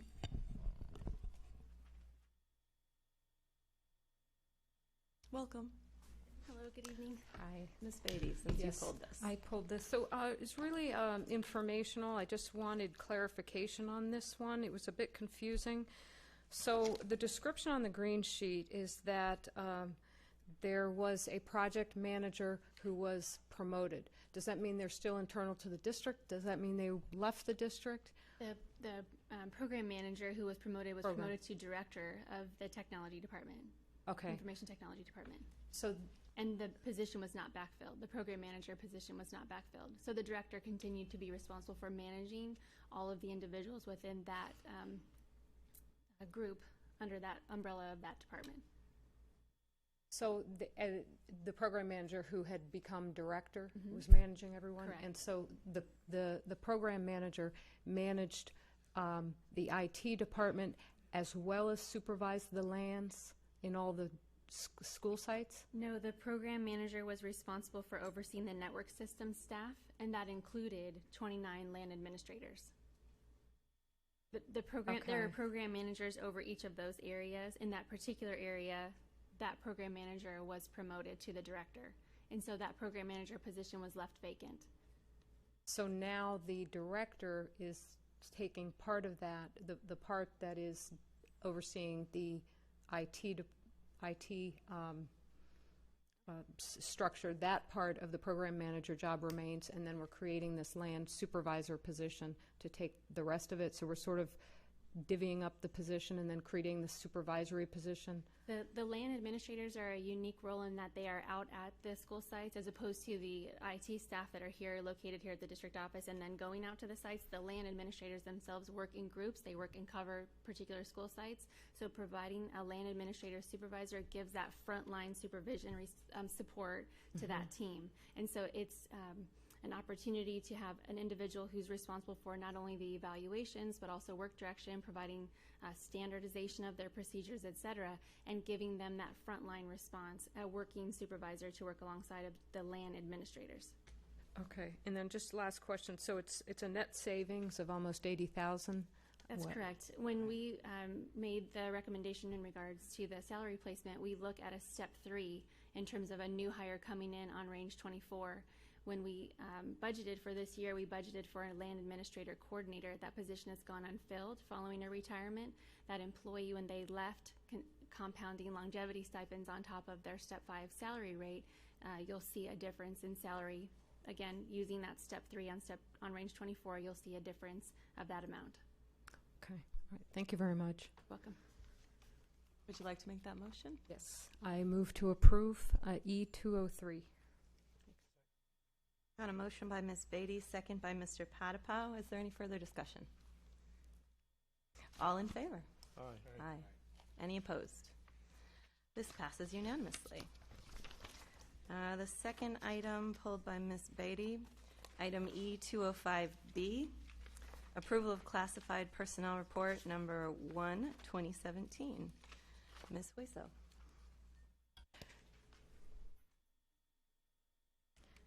The other way, sorry. The action before the board is to approve all the personnel actions that have taken place, in essence, since the last report that was presented to the board. And you will see that the report encompasses pretty much new hires, rehires, any transactions that have occurred in terms of employees changing from one location to the other. Also increases with regards to the FTE, full-time equivalency, number of hours. You also see a couple of requests for leave of absences from the district with various times for various reasons, as well as any separations that have been on record, again, since the last report that was provided to the board. At this point, I certainly would open it up to any questions that the board may have. I just wanted to make note that in our business department, since we've had a lot of retirements, we also had, I noticed some more, the Director of Capital Facilities Planning and Development, although that one's been postponed to September 30th, and then also Assistant Director of Facilities at the end of this month. I hadn't realized we were losing that one too, but I hadn't, I guess we did lose to retirement our Director of Facilities, but that position has been filled, that's correct? That would, And then, correct. yeah, and are the other ones, what's the status of those as far as recruitment? Right now, we do have a recruitment for the director of facilities, that the one that's the capital facilities. So that's an open recruitment. And then the assistant director of facilities also, or? So now that we have the official retirement, we can now go out and recruit for that. I see. So we have to wait for this in order to replace that, so we know the Very end good. date. Okay, all right, thank you. So I Since will- we pulled it out, I'd love to note also Ricardo Clark, electrician who's been around for a really long time, is retiring at the end of this year, and I believe he was last year's Classified Employee of the Year. So congratulations, I wasn't aware, so yay for Ricardo. Okay, I will move to approve E205B. On a motion by Ms. Beatty, second by Mr. Zane. Any further discussion? All in favor? Aye. Any opposed? All right, and that passes unanimously. Back to D301. Oh my gosh, and this is going to be Ms. Smith's first official vote, I believe. But first, let's do certification of the 2015-16 unaudited actual year-end closing financial report. Mr. Azimzadeh. Yes, Madam President and members of Governing Board, first of all, thank you for approving my contract so I can give a presentation to you. I have some, on the surface it looks to be a rosy report when we close 2015-2016. But I would like to caution that we do need to make some cuts later on. We will talk about later on, maybe next month. Okay, so let's talk about the comparison of the 2015 and 2016 estimated with unaudited actuals.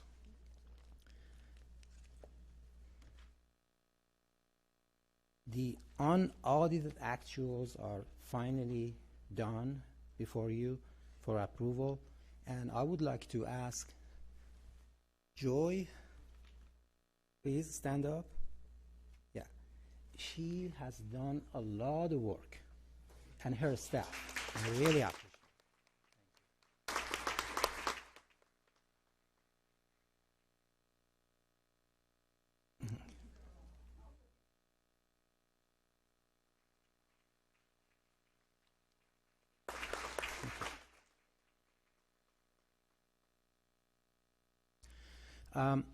So we start from revenues. The left column is estimated actuals, and the right column is unaudited actuals. And then the very last one on the right is the difference. LCFF was estimated to be $265 million. Also, I'm used to talking two-digit figures because when I was in smaller districts. Now it's a bigger school district, so I have to say 3 millions rather than 20 millions or 50 millions. Sorry. So that is a change for me. Yeah. So 265,711,476, but it ended up being 265,965,780 with a difference of 254,304 positive. Federal revenues were estimated to be 10,093,116 and ended up being 9,051,498 with a difference of 1,041,618 negative. And most of this change was because of the deferred revenues by end of the year that they're going to be recognized the following year. So it's not really a major change. Other state revenues were estimated to be 59,718, 641, ended up being 58,900,533, and the difference was 818,100 negative. Other local revenues, 13 million for estimated actual $13,137,427, but the unaudited actuals show $15,012,943, and the difference is $1,875,516. So the total revenues then were for estimated actuals $348,660,660. I'm glad that they were not 666, all of them. So, okay. Ended up being unaudited actuals of $348,930,755, and you can see the difference was only increased in the revenues, finally, $270,095.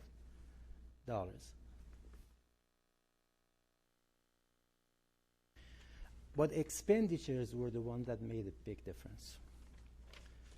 For certificated salaries, we had estimated $153,838,944, but the unaudited actuals ended up showing $154,309,825, and the difference was $470,881. So it was only $470,881 that it was more than was estimated. Classified salaries, $55,262,562, ended up being $53,802,347, and the difference is $1,460,215. Employee benefits, for estimated actuals, we had $17,936,699. Unaudited actuals, we have $13,688,477. The difference was $4,248,222. For services and other operating expenses, we had estimated to be $34,695,660, ended up having $30,246,167, and the difference of $4,449,493. Capital outlay was estimated to be $555,059, and the unaudited actuals turned out to be $3,318,899, with a difference of $236,160. Other outgo estimated to be $2,959,740, and unaudited actual showed $2,618,738. The difference was $341,002. Direct support and indirect costs, estimated to be negative of $372,201, ended up being a negative of $356,364, and the difference is $15,837 positive. So as a whole, total expenditures were estimated to be $344,780,200, but the unaudited actual shows $333,742,368. So the difference, which is the big one here, is $11,037,832 negative, means savings. So if you compare the revenues with expenditures, we just listed again revenues and the expenditures, and if you move down to excess of revenues over expenditures, row C, we had $3,880,461 estimated, but then after we closed the books, we had $15,188,387, and the difference is $11,307,926. Total finances, sources, uses, we had estimated $3,205,392, and unaudited actual shows $3,227,298 with a difference of $21,906.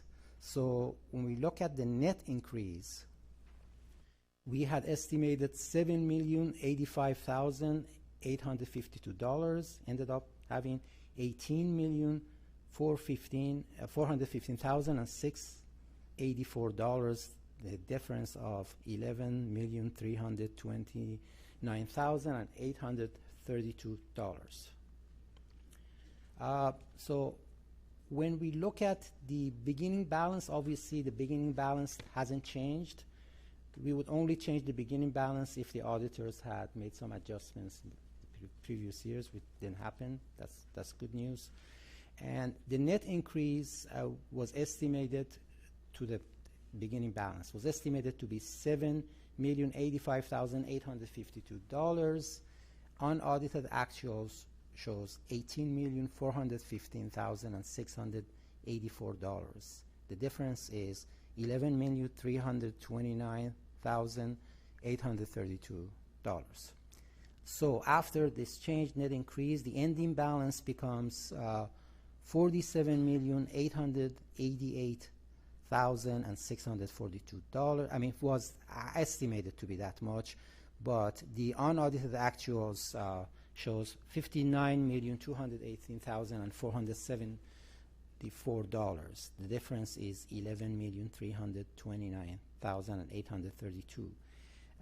Required revenues are those that are restricted and they're not spendable.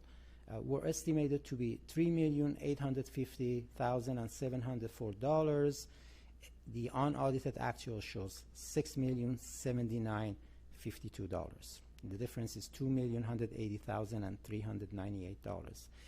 Carryover reserves were estimated to be just a round number of $13 million. Ended up being $10,786,690, with a difference of $2,213,031. For the size of this district, we have to have at least 2%, recommended to have 2% economic uncertainties reserve. So it was estimated, since everything changed, that reserve changed too.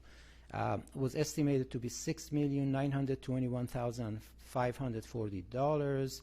It ended up to be $6,700,845. The difference is a negative amount of $220,695. Reserve, this is a very good number I like to bring your attention to. Reserve for deficit reduction plan. So since it looks like you have approved previously $5 million, so nothing has changed. So that amount of money, $5 million, is set aside. Reserves for 2015, 2016 one-time discretionary funding. It was estimated to be $15,496,484. Now, unaudited actual shows $15,496,484. Nothing has changed. But this is really the amount that is one time only. And we're showing a lot of money, in our books, but we have to be very careful because $15 million is one time. You can only spend it one time. I remember when I brought something to educators, they spent it 3 times. We said we got this money, and so they spent it 3 times. So we're not going. We can only spend it one time. Reserves to balance 2016-17 was estimated to be $3,119,914. and now it is $14,655,403, difference of $11,535,489. And then we have just a small amount unappropriated fund balance. After we set all of these reserves, we still have $500,000 which had estimated, and we haven't changed it, so unaudited actuals. So that was my report. All right, with that, are there questions for Mr. Azimzadeh? Mr. Sellers. Can you go back, please, to the slide that compares the unaudited actuals revenue versus budget revenue? One more. There we go. So, and this is, you haven't been here for this, but it's been a recurring theme of mine in that, and I want to ask you as an impartial observer, an experienced impartial observer, because you had nothing to do with the budget or the unaudited actuals. You're simply reporting the information to us. We look at the total revenue number, and it's spot on. It's less than a fraction of, it's a fraction of a percent in discrepancy between the unaudited actuals and the estimated actuals from June. If we go to the next page, which is the expenditures, we notice that there's a significant discrepancy between the estimated actuals in June and the unaudited actuals in August, 11 million, which is roughly 3 or 4%. I'm eyeballing it. And of that, 80+% of that comes out of two categories: books and supplies and services and other operating expenses. And this happens every year. Every year we basically nail the revenue number and we're way off on the expenditure number, and we're always off in the same direction. We over budget the expenditure number, and we always over budget it in these two areas: books and supplies and services and other operating expenses, namely the 15% of the budget that doesn't go to paying employees. Is this a normal outcome in your experience? I've been to things, you know, up and down the state, and I've asked people, and they all say, yeah, that's the way they budget it. But the question is it normal, and why is that? Why is it that the revenue number is always so spot on, but the expense number is always over budgeted?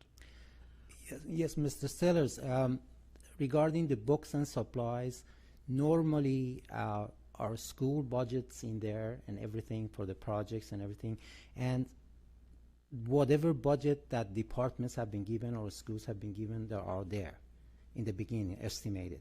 But then, end of the year, schools save their money, they don't spend as much. And then for the services and other operating expenses, also there are contracts that the board has approved, but there are savings that they're not spent that much. So this is a typical, those two major objects are typically happening every almost school district. They put the budget there, and then they wait, they have savings, and they don't spend it. But if they put this, instead of books and supplies, under classified salaries or certificate salaries or employee benefits, those are ongoing expenditures, and that could really jeopardize the health of the school district. But books and supplies are normally one-time expenditures, and so are the services and other operating expenses. So they don't have that much negative impact there. If they're saved, that's very good. We put it back in the budget, but if we really spend the money, saying that we have this much money and spend it for, it has to be ongoing. If it's ongoing, then we're going to be in trouble the following year. So that's typical of almost every school. Our school district was like that too, but I've seen all the other school districts. I used to work for the County Office of Education, and I was the budget analyst and consultant. I started there, and I actually looked at the budgets of 40, at that time there were 43 school districts, and pretty much every school district was like this. So I'm just giving my honest answer to you. Thank you. I appreciate that. That's actually a better explanation than I've received by anyone so far in terms of the differentiating between the ongoing expenditures and the one-time expenditures. It still troubles me that we can't get the budget a little better. Just as an accountant, it disturbs me that we're off by, you know, such a high percentage, but I understand, and it's what I've been told as I talk to other people. They say, well, that's just the way school budgeting works.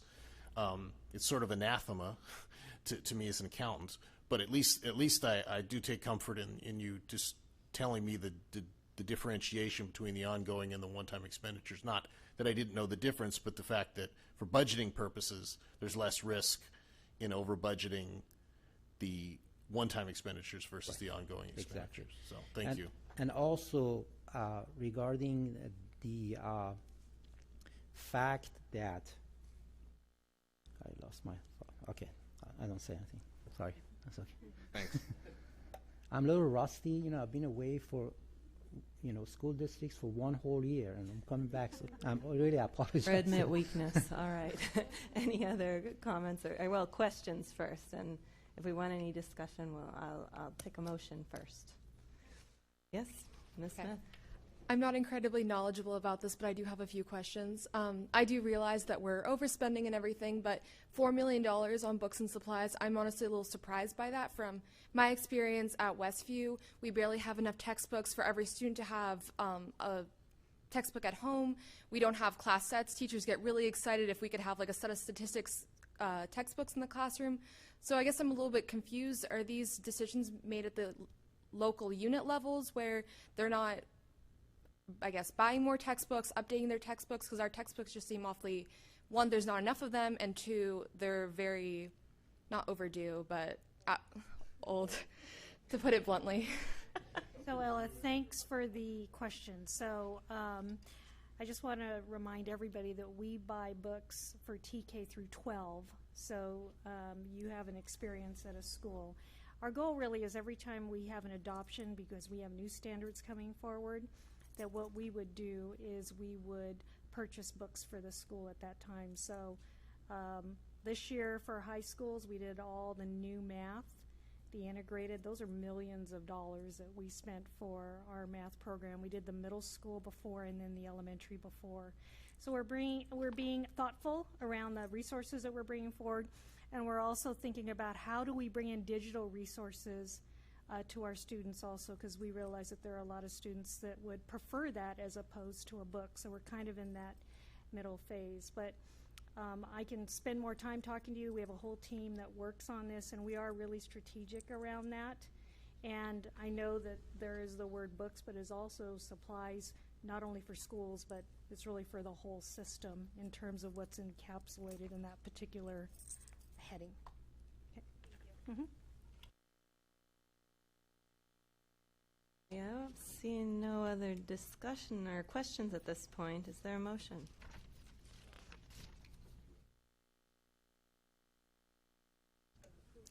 Move to adopt the report or accept it, either way. I'll second. Whichever term you prefer. On a motion by Mr. Sellers, second by Ms. Beatty. Is there any discussion? We've had quite a bit already here. Thank you for the presentation. All right, at this time, all in favor? Aye. Excuse me, let me take that back. Student board member votes first. Would you like to exercise your preferential vote, Ms. Smith? Yes, please. I vote. Turn on your mic. Sorry. Yes, please, I vote in favor. Congratulations on your first vote. That's when I vote. Hooray. Yay. You got it out of the way. Good job. All right, everybody else, all in favor? Aye. Aye. Any opposed? All right, that passes unanimously with Ms. Smith exercising her preferential vote in favor as well. Thank you. At this time, I would like to call for a brief 5-minute break. And we'll be back. Okay, I'm going to fudge it. Let's say we're back at 8:20, please. I'm going to gavel it in right away, though. Let's go, 8:20. I don't run to the bathroom now. Somebody will catch me talking. So.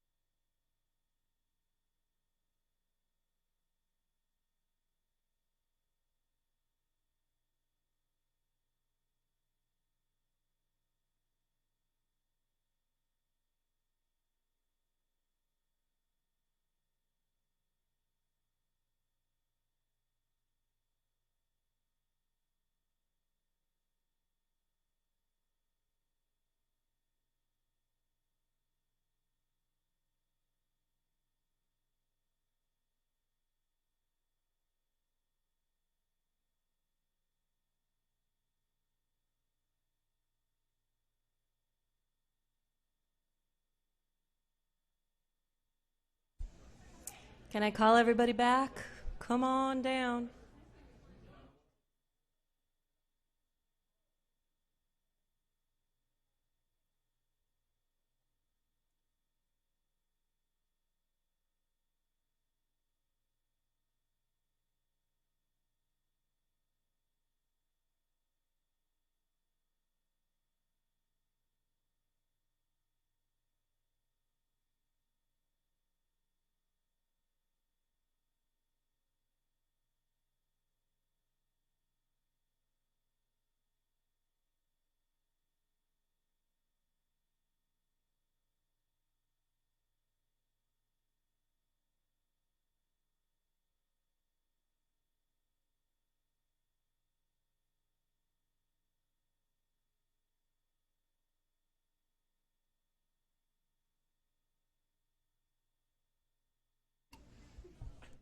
Calling Miss Beatty. Calling Miss Beatty. Oh, there she is.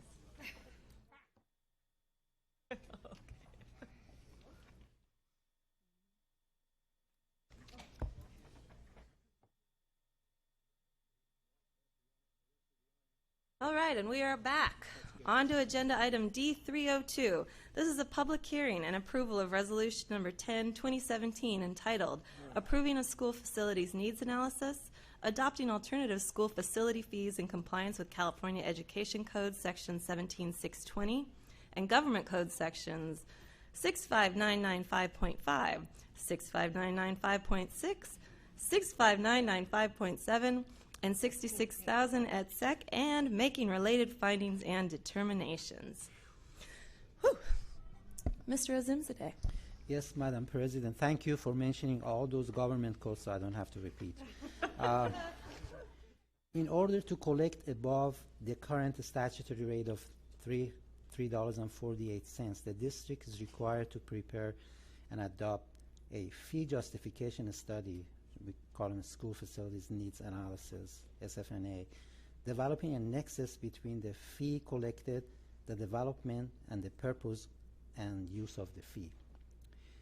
The 2016 SFNA puts the level 2 fees at $3.74 per square foot of accessible space for non-mitigated new residential construction with the district. This is 50% of the district's facility costs based on the state allocation board apportioning state funding to school districts under the SB 50 school facilities program.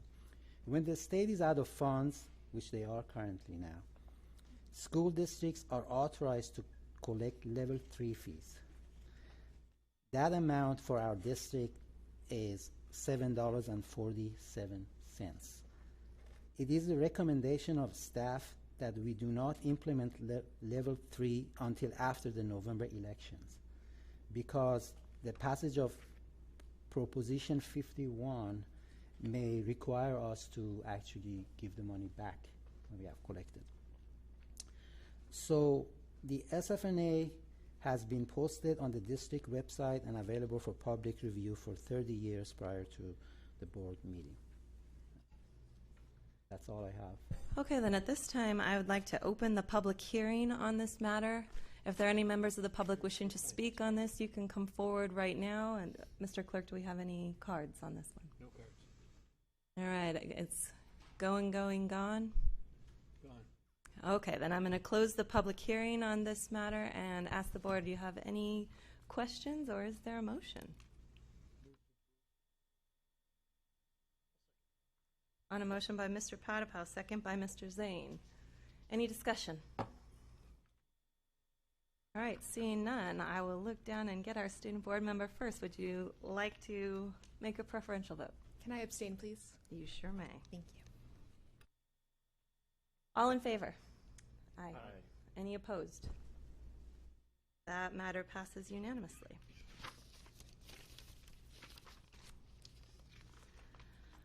Item D601, approval of regular board meeting dates for 2017. Dr. Robertson. Thank you, Madam President. We are looking forward and wanting to get all of our dates for our board meetings moving into 2017. We bring this as a proposal for your action. Any questions or discussion on this?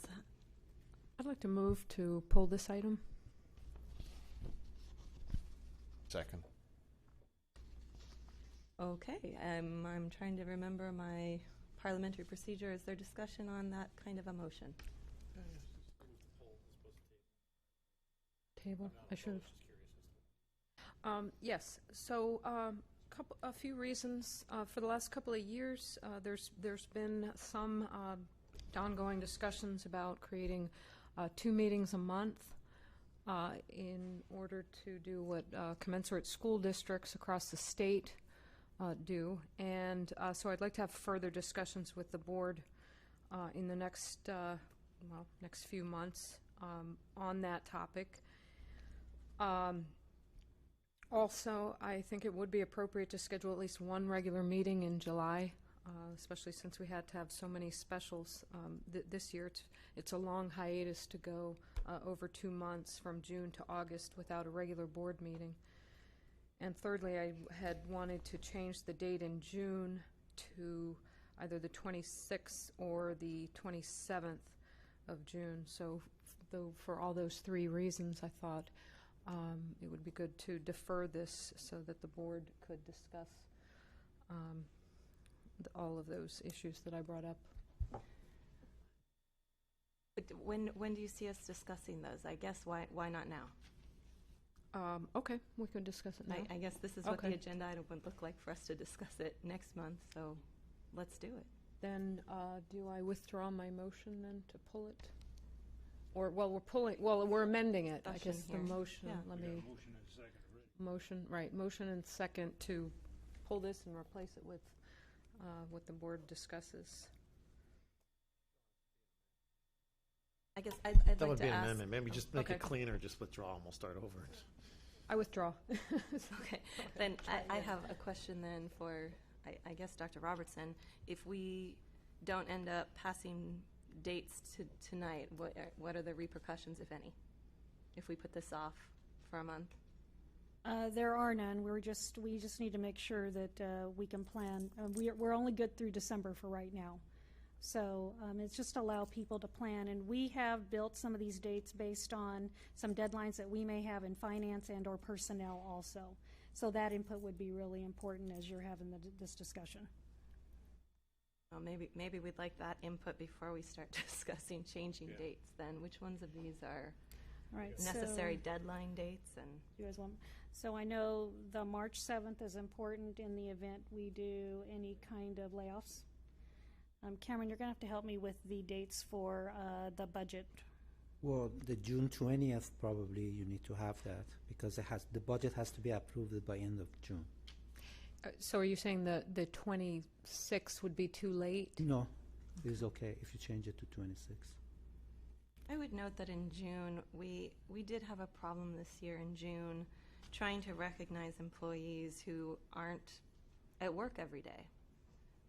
I have a preference, if we're going to try to recognize our employees, to do that before school's out. And the June 20th date is very late, again, just like this year's. Well, that goes to my first issue for discussion, and that is implementing two meetings a month. That's really the biggest issue for the board to discuss if we want to do that going forward, to have 2 regular meetings a month.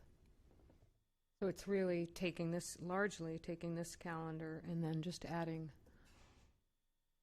we might move up a week one of these dates or back, but it's really about adding another, other than changing June, it's about adding another meeting date, including in July. You may be right about, now that you say that, you may be right about needing a little more time to discuss this and see what the ramifications of changing days around are, because having people I've look always at their liked calendars. the idea of 2 a month, but I think the implementation is very important, because 2 a month for the sake of 2 a month doesn't do what we want it to do. I think this is an item for special deadlines that into the program. Yeah, I agree with you. If we can get you need more information from staff. before you do that change, because that's going to be a total change.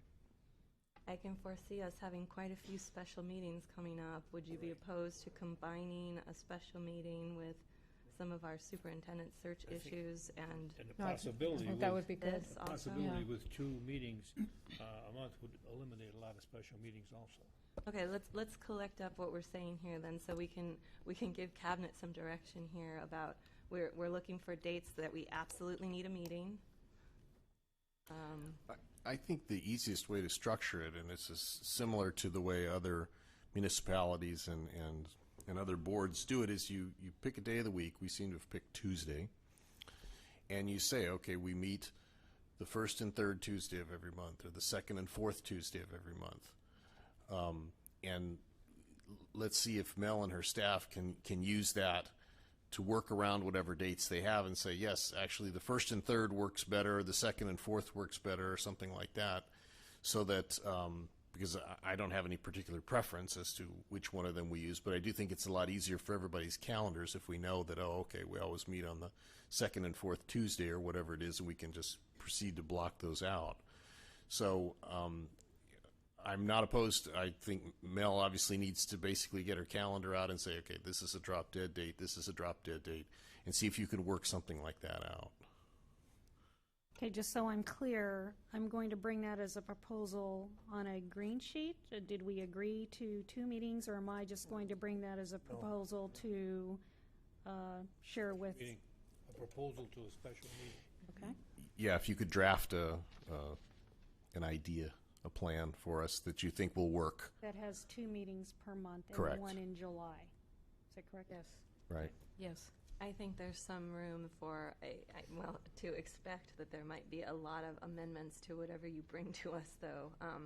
I think I'm definitely interested in having included in that proposal how we would break up those 2 meetings, because I am absolutely opposed to doing the same thing in both meetings. I would like one to be focused. Makes sense, yeah. Yeah, more on presentations, awards, and the second one to be focused on business action items, or however. That's kind of my Well, that's a discussion. initial thought, but I would like a plan for how we might break that up. Okay, so I'll bring this one back, just because it was here on the green sheet, and then I'll bring some other proposals around dates, and then your discussion then will be is how that could break up if you landed on 2 meetings a month. Is that? Yeah, I think that sounds great. And if you or your staff has ideas about how we could break that up, that would make some sense. I think we'd be open to hearing those too. Okay, great. But I What guess would it's work just, for you? as far as when that needs to be ready, that's up in the air, right? That'll be determined by the next special, or how soon you're able to get that, reasonably able to get that information. Okay, thank you. Okay, so with that, perhaps we're back to your original motion, Ms. Beatty. Okay, all right, so I move to table D. Or no action taken, yes, that would work as well. To do it.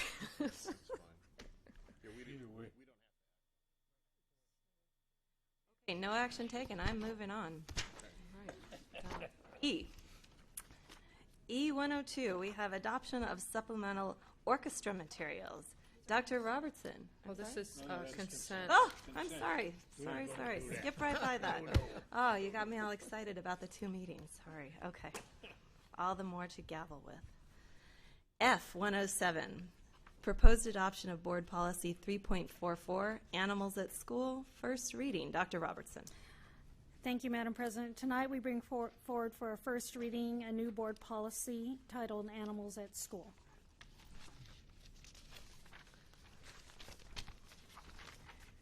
And this is just a first reading, so no vote necessary, but is there any discussion on this? I'll jump in. I asked for this. I've been asking for this for a while, so thank you. I think that the rules and procedures noted in the second paragraph of this policy, proposed policy, are really going to be the key to whether this does what I hope it's going to do. I would love to see that and make sure it does allow for these certified therapy dog programs to be on our campuses for the kids to touch the dogs.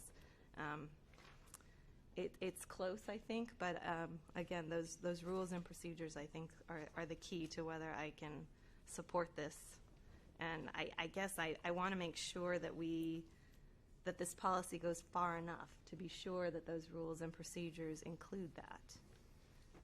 So what we can do is bring the rules and procedures once we have them done back here, and you can review those, since this is a new board policy. Okay. That makes me happy. Mr. Zane. So the current language gives you pause. It does. Oh, my God. Thank you. I'm here all night, folks. We're missing a period at the end of that second paragraph, too, as long as we're moving forward. All right, anything else? No more jokes. Okay, seeing none. G, we've got some information items here. Again, none of these require a vote. G, 311, Superintendent Search Firm Selection Process. Mr. Azimzadeh.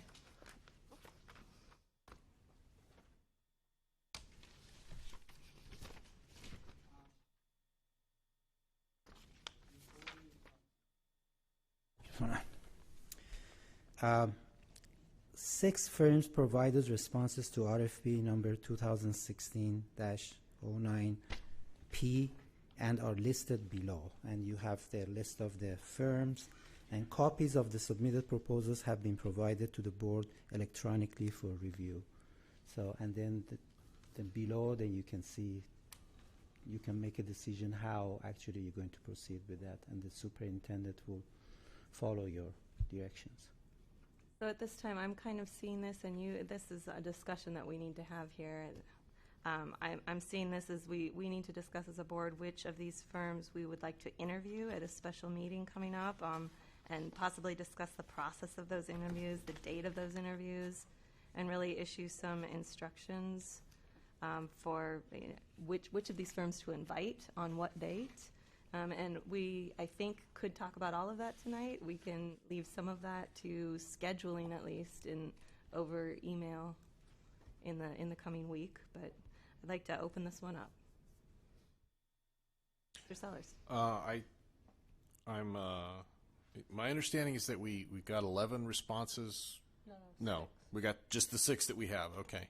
I think we need to whittle this list down a little bit. It seems a little unwieldy at 6. Maybe if we could cut it in half. How come we lost? No. Still there? No, they just changed their name to San Bernardino. Yeah, okay. So,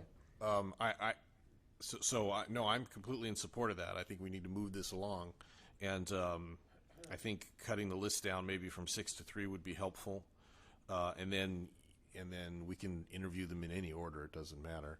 But yeah, we do have to set forth some criterion for what's going to go on in those interviews, and then have staff schedule them for us. So I propose let's talk about the who first. Okay. I have 2 that I'm ready to cut off this list.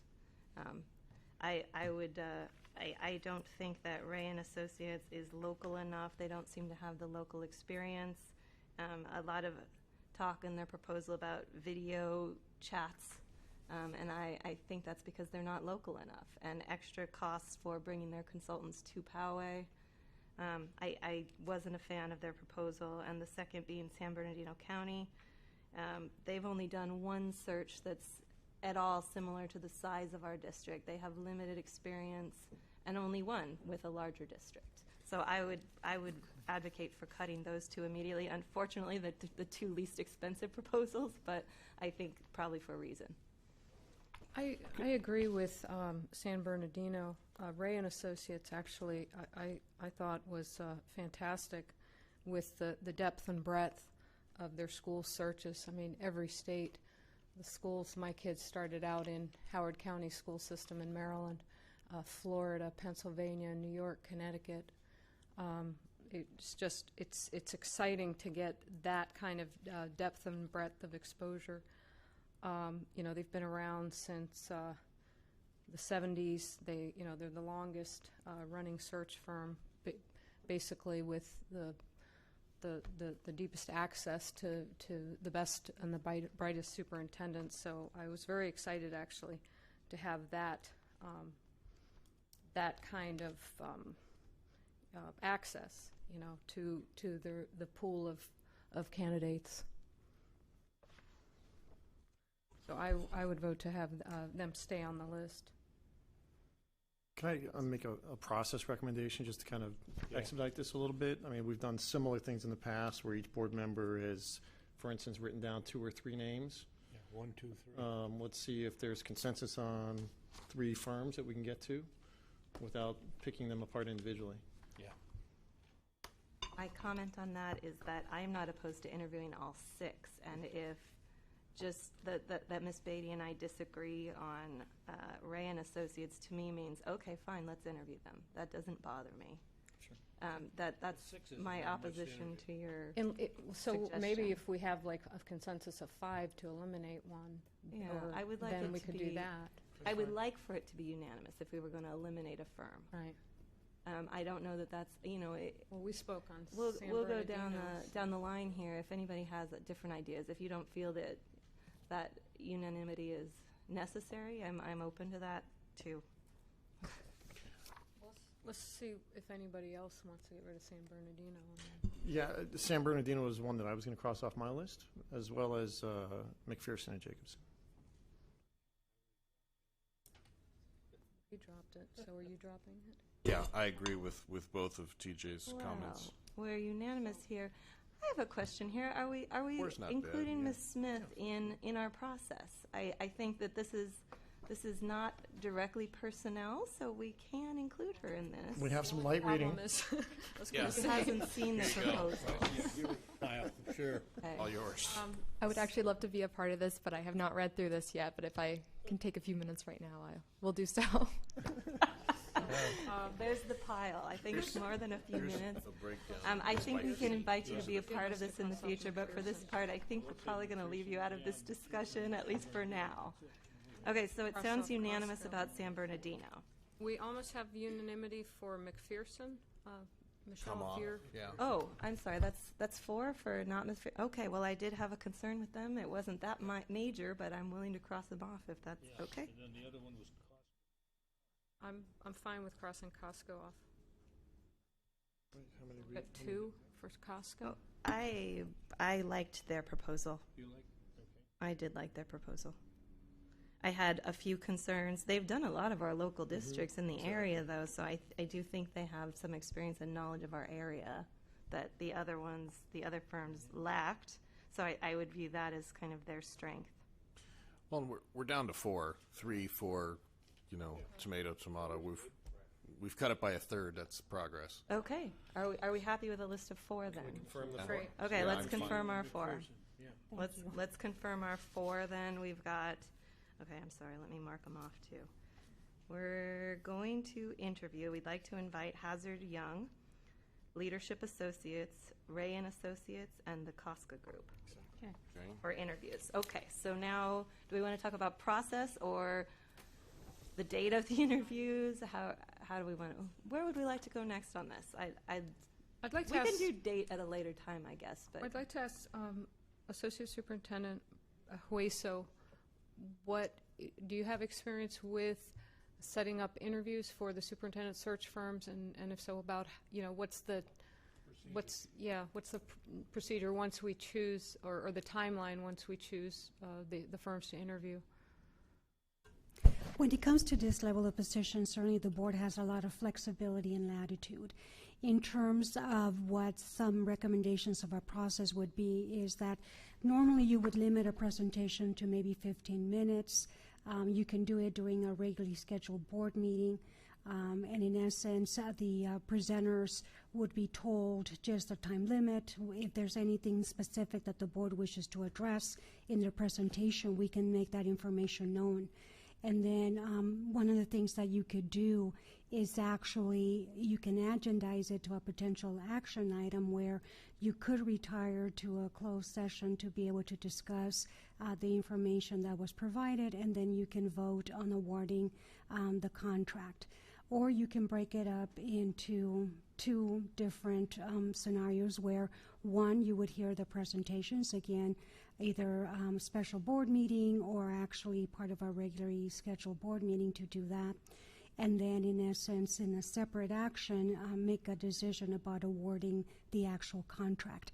I do believe that one of the recommendations that is going to be coming from the board is actually at least having that right or authority, as once the board does make a decision, to have the contract in place.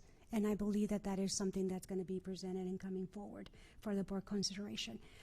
So how soon it's done is really up to you in terms of, I know that the next regularly scheduled board meeting is on the 13th.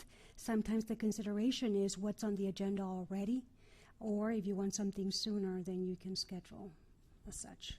With regard to the firms, what's a reasonable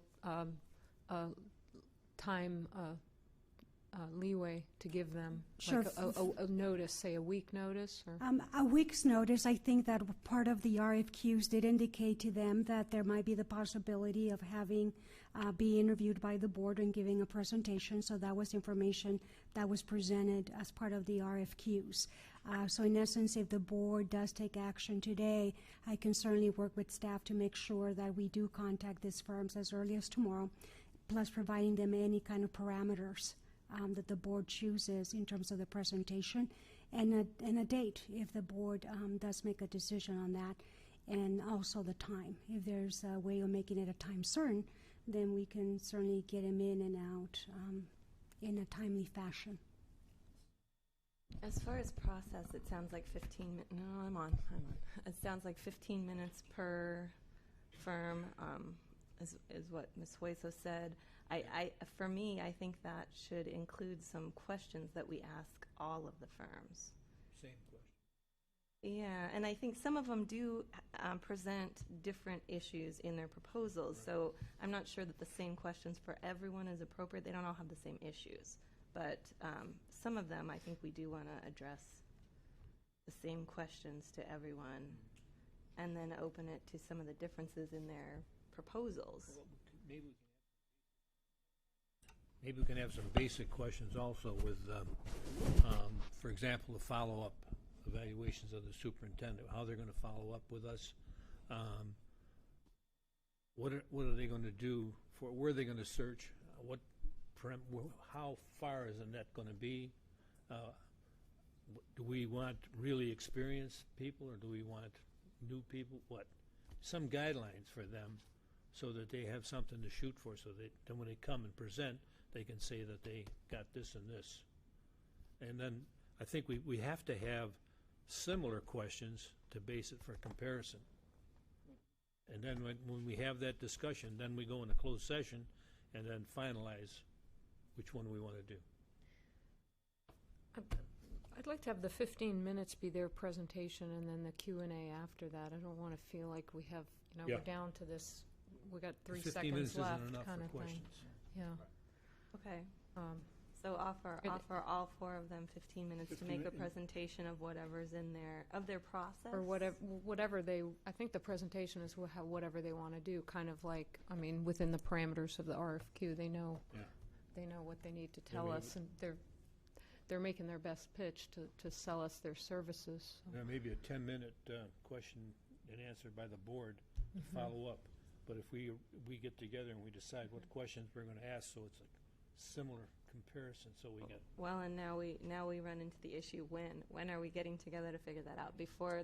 Right before we interview them? Do we want to all submit questions possibly ahead of time and see where they overlap? Have someone compile them? How do we want to do that? So we have to do it ahead of time. I think we can't just sort of. Well, if we want to ask everyone the same questions, I give everyone an opportunity to answer. Right. Again, though, I think their presentations will bring up unique questions for each of them as well. I just don't want to ask one firm, 50 questions, and another one go, no, we're good. It doesn't seem like a fair process that way, at least to my mind. Ms. Hueso, did you have something you wanted to say as far, because obviously it's first time around for everyone except, well, you went through recruitment. Sure. So in terms of the actual presentations, as has been pointed out, it is naturally going to solicit some questions from you as you are listening to what is being presented. So you do want to allow yourselves for that flexibility to be able to ask either clarifying questions or follow-up questions based on the actual presentation. However, if you would like to at least have a set of questions for your consideration, or as in essence guiding questions as you are listening, certainly staff can provide some of those for you as part of the information that we would in preparation for those presentations. So that way you have the benefit of both. Some guiding questions for you to think about, and then at the same time afford you that flexibility that based on what you are hearing from these firms, then you can ask those questions as well. So staff can definitely provide you with just some general guideline questions that you may want to consider asking, in essence, just to at least start the conversation, and then you can take it from there. Yeah, I like that. Yeah. Thank you for recommending that. Okay, then it sounds like, Mr. Sellers, you're playing with your mic. Did you have something to add? No?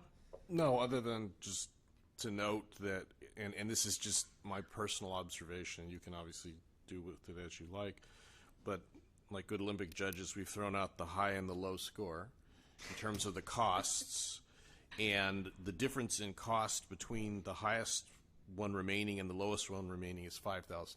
So I would proffer that cost is not a factor in making this choice, at least not for me anyway. In the past, there's only been one time when we had a debate as far as a search firm, and it was just mutual discussion in a closed session with the board, and there was no question because people had experience with the firms, and we selected one firm right there in the discussion. There wasn't a need to interview, but in this case, we have to interview them. Then when we got down to the superintendents, when they picked the superintendents, that got a little hairy because, you had really competition. You started out with 5, then you whittled it down to 2, then you really had an intense discussion with the 2 before you made your final selection. Is anyone opposed then to asking then that these 4 firms be invited to give a 15-minute presentation followed by a Q&A? I would also like to include, just to let them know that I would like their presentations to include how rapidly and at what cost they might pursue an interim superintendent for us. Yeah, that's one of the definite questions we have to put on our list. Yeah. Okay, and so to add that into their presentation, because that was not in our RFQ. Right. Can we as a board then maybe give email Mel maybe some of the questions? Everybody's got some special concerns or questions. Email Mel maybe 2 or 3 questions and have her put them together, and then we can look at them and decide what questions we want to do. Actually, Sandra was going to do the opposite. She was going to give us recommended questions, and then we could choose from fine. that list. Okay. I'm sorry, I missed that. Okay, is anyone opposed then to, it sounded like we have some consensus on that then. Are we okay with tomorrow, everyone answer by midnight tomorrow, your availability for next week, and the next week or 2 out maybe so that we can pick a date, hopefully tomorrow, when everybody has their calendars in front of them? Next week would be good, and I don't know if during the day is, would work for people, like in the morning or something, like a 9 morning special or something. You had that like chart that you distributed and you fill in Maybe the X's, the times. Yes, that worked we fine. just talked about that. Why don't That we was do a that fun again? app. I can't remember the name of it, but we'll find that app again and let everybody choose their availability. Yeah. We'll do that tomorrow. There it is, Doodle. All right. Yeah. We will doodle this tomorrow, and everybody please look for it. I don't want to have to chase you down and say you haven't answered yet. Right. So everybody look for it tomorrow. We'll pick our date, and I can let Sandra know. Sandra, are you taking care of the invitations? I'm sorry, Ms. Hueso. Yes. Do it by noon. Okay. So then Yes, I can coordinate with our purchasing department. We'll just send that to everyone coordination. sitting at the dais here Absolutely. then when we come up with a date. Okay. Everybody Perfect. will answer by noon tomorrow. Put that down. By noon? Okay. noon Andy tomorrow. just said noon. Can everybody answer by noon? Tomorrow? By tomorrow. Okay, midnight. Midnight it is. I said midnight, Andy. Andy moved up the term. You're going to get them at 12. Close of business, can we agree? Yeah, that's fine. Try. Yep. Whose Yep. business? Well, I'll try by noon. I'll try by noon. 5 p.m.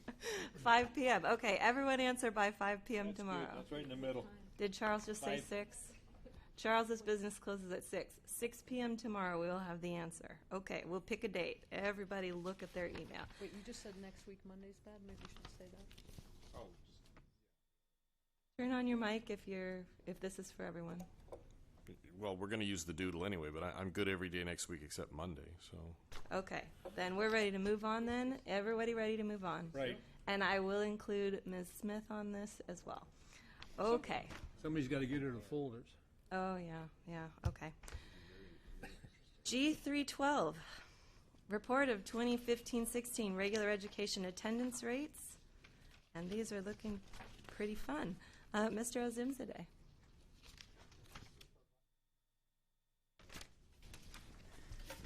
The list of attendance rates are provided to you for your information, or if you have any question regarding that. No question. I just want to note that Oak Valley shut it down at 2.38%, number 1 attendance rate in the district. Hooray. Way to go, Oak Valley. Any other comments before we move on? No? Okay. G313, enrollment report, number 11, 2015-2016. Mr. Ozimzadeh. And again, we have provided the list of the enrollment for you. And the current school year enrollment comparison, elementary schools, middle schools, high schools, special education, non-public schools, NPS, and month 1 to month 11. The elementary schools had increase of 13, middle schools had decrease of 16, high schools decrease of 135, and special ed and non-public had increase of 9. And below we have attendance rate for month 11, which was 97.03%. And then we have for every month. And then also the enrollment reports for month 11. Do you have any questions regarding that? Good. Any questions? All right, seeing none.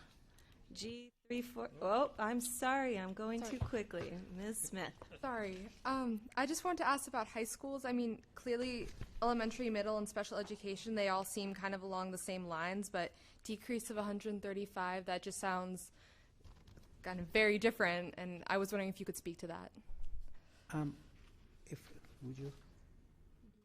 Sorry, am I making sense? Normally, I've heard when I've seen the attendance reports, high schools usually go down, like month 11, close to the end of the year, but elementary doesn't, and is just everywhere that you look at that. But so end of the year, high schools kids decide to do something else. They don't go to school a little bit. They drop out, and sometimes the seniors want to do something else. They go to college. They, all sorts of things happens to you, and they don't really attend the schools. So that's what I have seen based on my experience, but I don't know actually exactly what has happened for Poway. So maybe Mrs. Robinson can tell you. Yeah, this is a pattern for us. We've always gone down at high schools. Sometimes we actually lose a good amount at semester, but we also have graduates all the way through from Abraxas, and so that decreases our enrollment going out throughout the year. Okay. It just raised some red flags for me, because if it is a trend, I feel like, are we doing everything in our power to prevent it? Just something that came up to me. Yeah, they're not dropouts, if that's what you're thinking they are. These are I might be people that are misinterpreting dropping. it then. Okay. I'm sorry. Well, no, it's okay. We can look at those numbers if you like. I'm happy to spend some time with you. Okay, thank you. I think it is an interesting question, and I was just looking at the difference. So this is that last month, May and June, and Poway High sticks out with 76. So I guess just to add to that, it would be interesting to see what's going on in all our spare time. And we've, And actually, I talked to the principal at the Poway High this morning, and what he typically has, and he's patterned this at Poway High, is that he typically will lose about 80 students a year throughout the year for various reasons, not for any one particular piece. Is this cumulative, or I thought this was just from month 11 to No, month? it's cumulative all the way through. It's not a month. It's not a month drop. Okay. This is from That's- month 1 till the end. Okay. Thanks. And I don't want to move on too quickly. Okay. G314, Annual Investment Policy Review and Quarterly Disclosure of Local Agency Investments for Poway Unified School District. Mr. Azimzadeh. Yes, we have provided this disclosure of district investments for the quarter ending June 30th, 2016 for you. And as you can see, we had most of our money with the county treasury investment pool, $80,574,930, and bank and credit union was only $2,761,282 for the total of $83,336,212. And the next page on the Exhibit A, we have cash investments detail, and that gives you the breakdown, those amounts that I mentioned to you. Any questions on this? All right, seeing none. G501, Annual Investment Policy Review and Quarterly Disclosure of Local Agency Investments for Community Facilities District numbers 1 through 16. Mr. Azimzadeh. Then again, we have provided the breakdown of the amounts that we had with the fiscal agent for each CFD. And you can see the total of $132,814,062 we had with the fiscal agent. And for the other CFDs, we had $26,698,205. And then the next page, we have actually the same listed for some reason. We only have one page. Oh, I have 2 pages, okay. For some reason they put 2. Maybe I'm Are they money identical? person, but maybe they thought that maybe I needed more money, so. Yeah, it's the same thing. Yeah, 2 pages. We're just playing tricks on the new guy. Okay, so that's Hazing that's is for your not allowed. information. Okay. Any questions? No. Okay. G502. This is a summary of 2016 bond sales. Mr. Azimzadeh. Is that the one that we have presentation, I think? Sandy Borgoini is going to give you a presentation regarding that. I think they have done a good job based on my information. Welcome, Ms. Burgoyne. Happy to have you for an extra month. Thank you.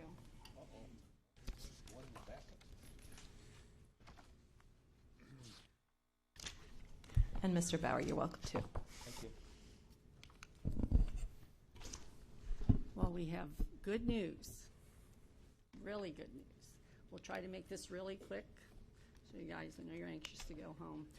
So we're just going to review the refundings of the three CFDs that we did in the last 6 months. We're going to start with the most recent one, which is the special tax refunding. Series 2016A, which was 4A Improvement Area B, 9, 10, and 12.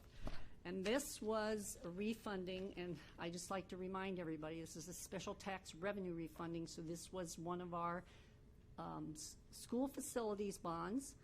We have attached to this to these CFDs what we call the joint acquisition agreement, which is contributions for the additional principal and interest for an outstanding debt.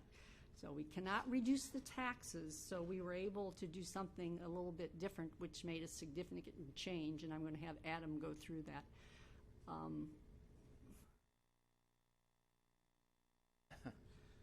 As soon as I get to the next one. All right, those are just the CFDs. You should have all these in your presentation. Okay, Well, thank you. If we turn to page 3, what we look at on page 3 is on 5/31/2016, one of the scenarios that we had presented in the past showed preliminary sources and uses, and that's what we highlight to the left over there. And to the far right, we show as of 7/28 in the final pricing. What I'll do is I'll highlight a few things that changed since we presented that first scenario there. One is some additional funds on hand, which we spent some time talking about previously, and you can see that under that line item called exactly that. And then down below, we're able to do something that we haven't been able to do on your transactions before. And that is, when you look at bond insurance, we originally showed a number of $445,000, and you'll notice that it was $28,495. Now, the line item in that uses item says 60 BPS is by it. I need to correct that. That's 70. And one of the reasons why it's higher is because when we're working with the bond insurer, we told them we didn't want to insure all the bonds. When we looked at the market and we said, how could we price these bonds, it was a better deal to sell some of the bonds without insurance and not have it all covered. And what you can see is it drove that bond insurance rate down from $445,000 down to $28,495. So the market was working with us to allow something like that to happen. But that, as a result, they said, well, for the bonds you are going to insure, we want 70 basis points instead of that 60 range. The other thing is they provided that surety. That's where we have an insurance policy instead of cash on hand. And they charged 2.5. And I'll give you the summary for that as well. So that went up a little bit. But as an aggregate, we were projecting $561,170, and we walked away with $147,775. So in that scenario, that worked out really good.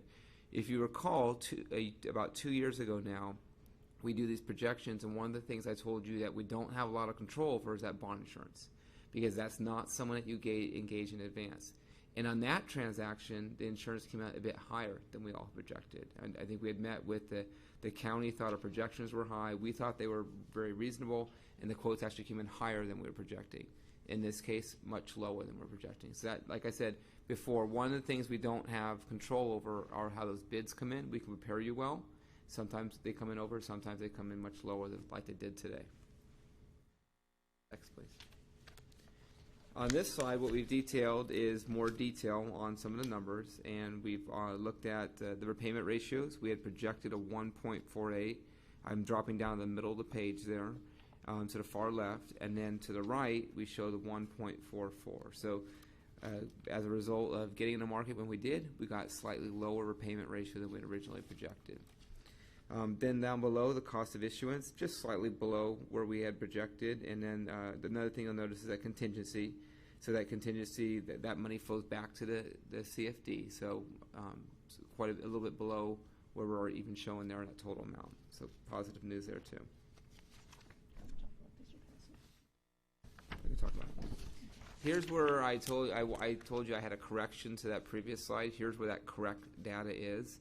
And that is at 70 basis points, the middle one, Build America Mutual, 70 basis points and 2.55 for reserve fund surety.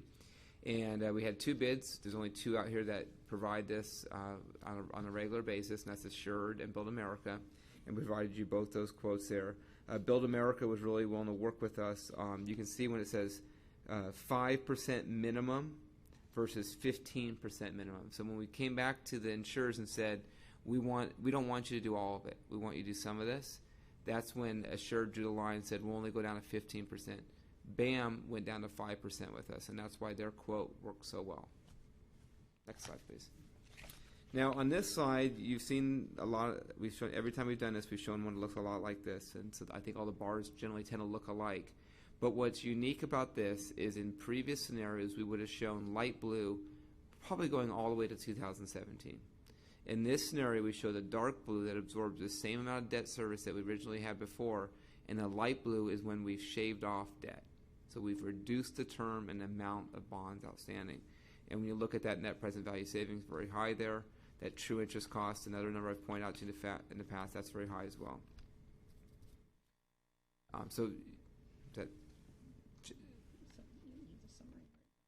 Yes. Can I just... before you move on to the slide, because I know it's Mr. Zane exclaimed the huge number. That net present value savings does include the buy down, and so that it's not all based on interest rate savings just from the refunding alone. So I just wanted to make that clear. Can you confirm that? All the savings here include both the Right. contribution of funds and the reduced interest rates. Right. And I bring that up because I had asked for it to be disaggregated before, and it wasn't. So it just, as far as the savings, I think it's more accurate, more genuine to show both what the savings is with basically taking the cash, without taking the cash on hand and buying down. Just based on the fact that our policies have a certain stipulated amount of savings, over which we are allowed to refinance, that assumes that this is just based on the interest rate, more favorable interest rates alone. For example, so about 2/3 of the savings that we're looking at is based on the buy down, wouldn't you say? So I want to. Taking our cash on hand and prepaying our loan, like. So I would not agree with that statement, and let me tell you why. If we count the funds on hand, the district would have $29,958,191.07 in savings. That's much higher than the number I'm showing there. What we do in this analysis is then we back out $12,864,724.21, and that's the cash on hand. And that results in that number that we're showing right there, $17,093,466.86. So when we're looking at net present value numbers, we are not including that. So I think if you're suggesting there's a request made to have that separated, that has been separated there. Well, but the cash on hand itself saves the interest rate over the long term. I mean, there's an interest cost savings from the cash on hand. Agreed. So that was. I think what I'm showing you here, the $17 million, is after that amount has been backed out. Right, but when you back out, you don't just back out the cash that you've used to buy down the loan. There's also a savings cost associated with that as well. So if you included all the savings, that gets you to $29,958,000.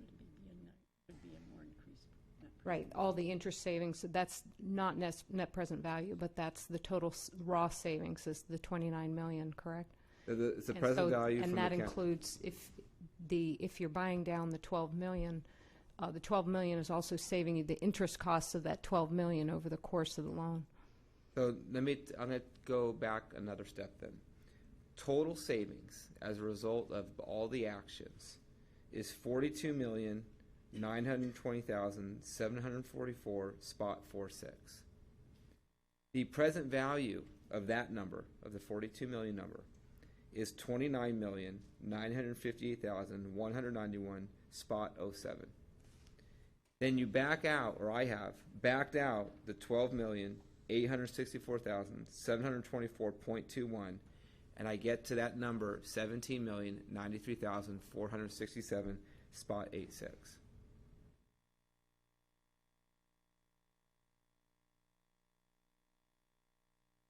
I think it's just a difference of opinion of what's missing, and what's missing is that $12 million cash that is also you have to factor in the savings that cash gives you from paying down the loan, because you're saving on interest that you don't have to pay for the next 20 years. So that, I think if we're talking total savings with all things included, that's that $42,920,000. That's the total savings from doing both actions. And then when you present value that number, right, you get to 29. And then when you back out to 12, that's when you get to the 17. Okay, well, go on. Thank you.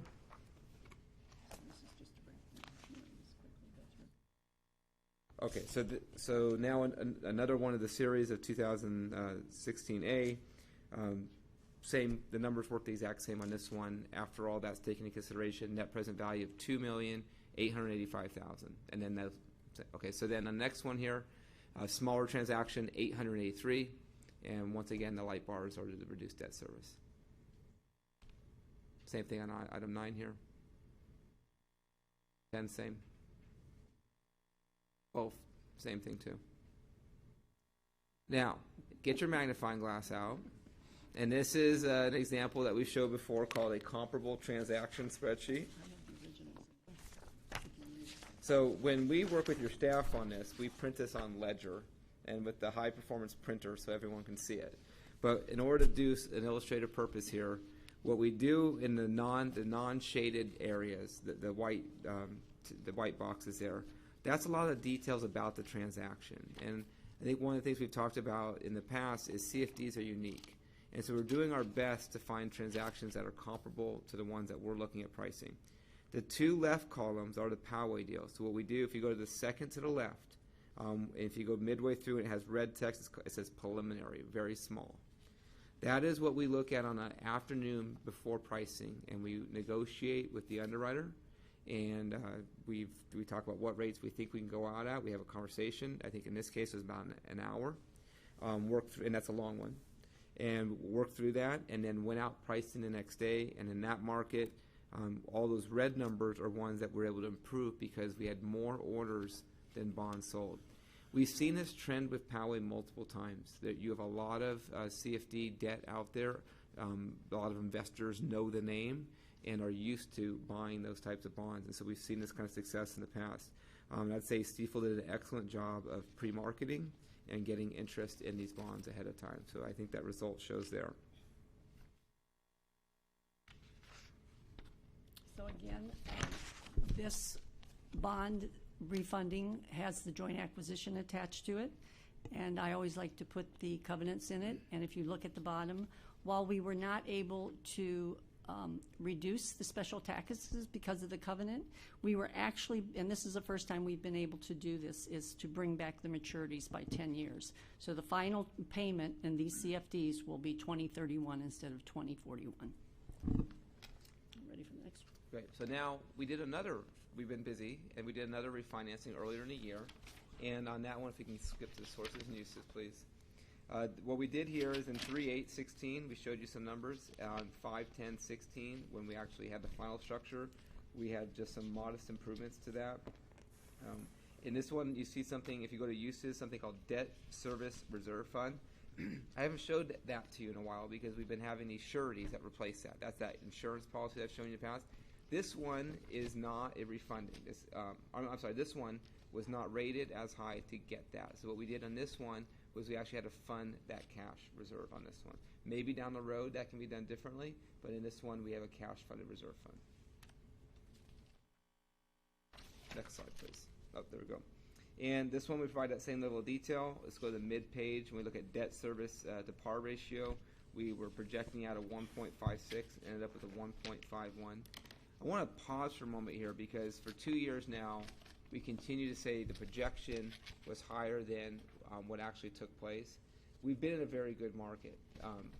As we go into 2017, that may not be the case in every circumstance. We may be in a case where final structure ends up a little bit higher. Now, we'll do everything we can to be conservative ahead of time, but we have been very fortunate in having lower debt service repayment ratios than when we actually did our projections. And then down below, cost of issuance. These are the costs that we all have a lot of control over because these are the ones that are engaged by you. And so we don't see the big swings like we saw with the bond insurance that we talked about previously. Next, please. Here we show, I told you how a refunding would normally look, and that you'd have those light blue bars all the way through the yield curve there. And so you can see we took savings pro rata through every year there. In this case, we have a net present value savings of $1,285,000, and we have net PV of 13.83, well above the district's policies. Once again, very similar circumstance. You can see, I'll just jump to some of those green bars where we had some improvements. We had improvements on the front end and the very long end. You can see that middle part, that's oftentimes called the belly. That's usually the hardest part to sell, and that proved to be the case here. We didn't have as much improvement in those areas as we did in the front end and the back end. Next slide, please. That's mine. Again, this was a refunding of improvement area special tax bonds. So the improvement areas have some of our improvement areas have a covenant to them because they pay the lease payment for the direct placement with U.S. Bank. However, once this money flows to the repayment of principal and interest for their existing bonds and any commitment to the U.S. Bank deal, any of the surplus after that sweep into a custodial account and can be used by the district for supplemental school facilities that are designated in the exhibit that was provided when we did the U.S. Bank deal. Now, everything we've talked about so far is reduction in debt service and in some way benefited the district. On this next one, this is a result of a new money transaction. So the bonds had not been issued on this, and we went out and issued those bonds. And if we look at the sources and uses slide, please. What we detailed here is a maximum authorized amount of $15 million, and that was what the CFD was approved to issue. And here again, debt service reserve fund, so there's been no bonds issued, doesn't quite have the track record of some of the other CFDs, so cash fund and reserve fund. And when we first brought this, we had to start off pretty conservative because when you haven't had bonds outstanding, you don't have that reporting requirements that you have with the other CFDs, you don't know what you might uncover as you start moving forward with the process. So we had a cost of issuance of $250. We thought we might need additional appraisals, additional market absorption studies, that type of thing. It turns out we didn't need as much of those as we had projected, so the COI, cost of issuance, was instead of the $250 we projected, $200. Underwriter's discount, we had projected a bit high at $277, ended up at that $217. So I like where the numbers came in on the far right side. That's where they would in a lot of cases. But given we were working with a new project here, we did estimate a bit high in both of those.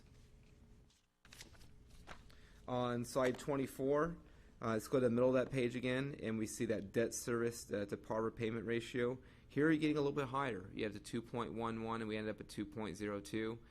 In this case, we had not had that track record that we had with some of the others, and so the investors know that, and investors know that this credit isn't as strong as some of the others, and so they had some higher rates. Still, a CFD in this at 2.11 or 2.02 where we ended up to historic standards is very, very low. If you recall, some of the legislation on GEO bonds requires a 4-to-1 repayment ratio. Oftentimes, CFD would be much higher than GEO bonds. So the fact that we're still very far below that is positive.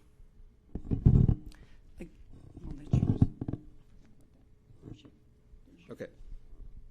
So here, we actually hit the market at a very good time on this one, that March 29th time frame, and so we were able to reprice it and all the way through the curve. So this one was a definite good timing to get in the market.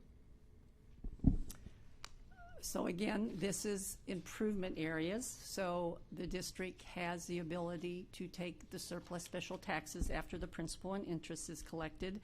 The difference between CFD number 15 and CFD number 6, because we like to keep things real complicated, is that once a principal and interest is issued on this CFD, this money will sweep directly into a custodial account and the district can use it for supplemental school facilities.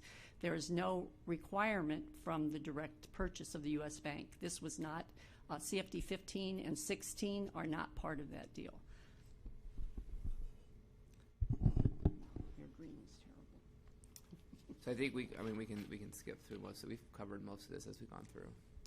And the last slide is just a reiteration of where the Melrose monies have gone to what projects in the district. I apologize it did not give you student counts this time. This is the chart that I always want. I love that chart. Thank you. Are there any questions on the board from the board members? I just want to say job well done. Thank you. The first one with a 17.1 million net present value savings, 25.8%, and 10 years off the payment. Our CFD taxpayers should be thrilled. And 13.83 on the second one with a 1.29 million net present value savings. You're welcome well to done. stay. Glad we did this one. Welcome to stay on 1 month at a time as long as you like, if you keep doing that kind of thing. Keep it going.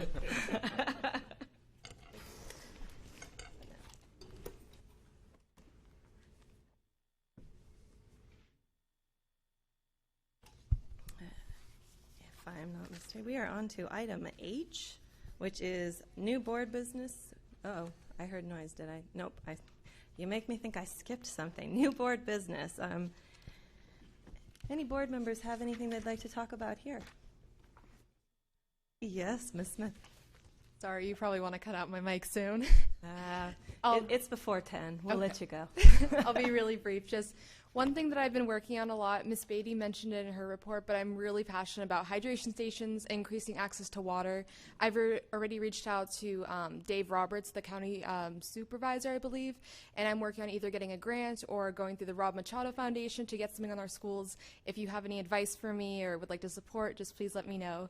And the other thing is, I know that we're getting all caught up on all the numbers and all this nitty-gritty policy, which is great and everything, but I would love to go on site visits with any of you, and if you ever want to come to Westview, I would love to show you the ASB program. I'm a little biased as president, of course, but go through classrooms and everything. It's really fun, and that's all I have.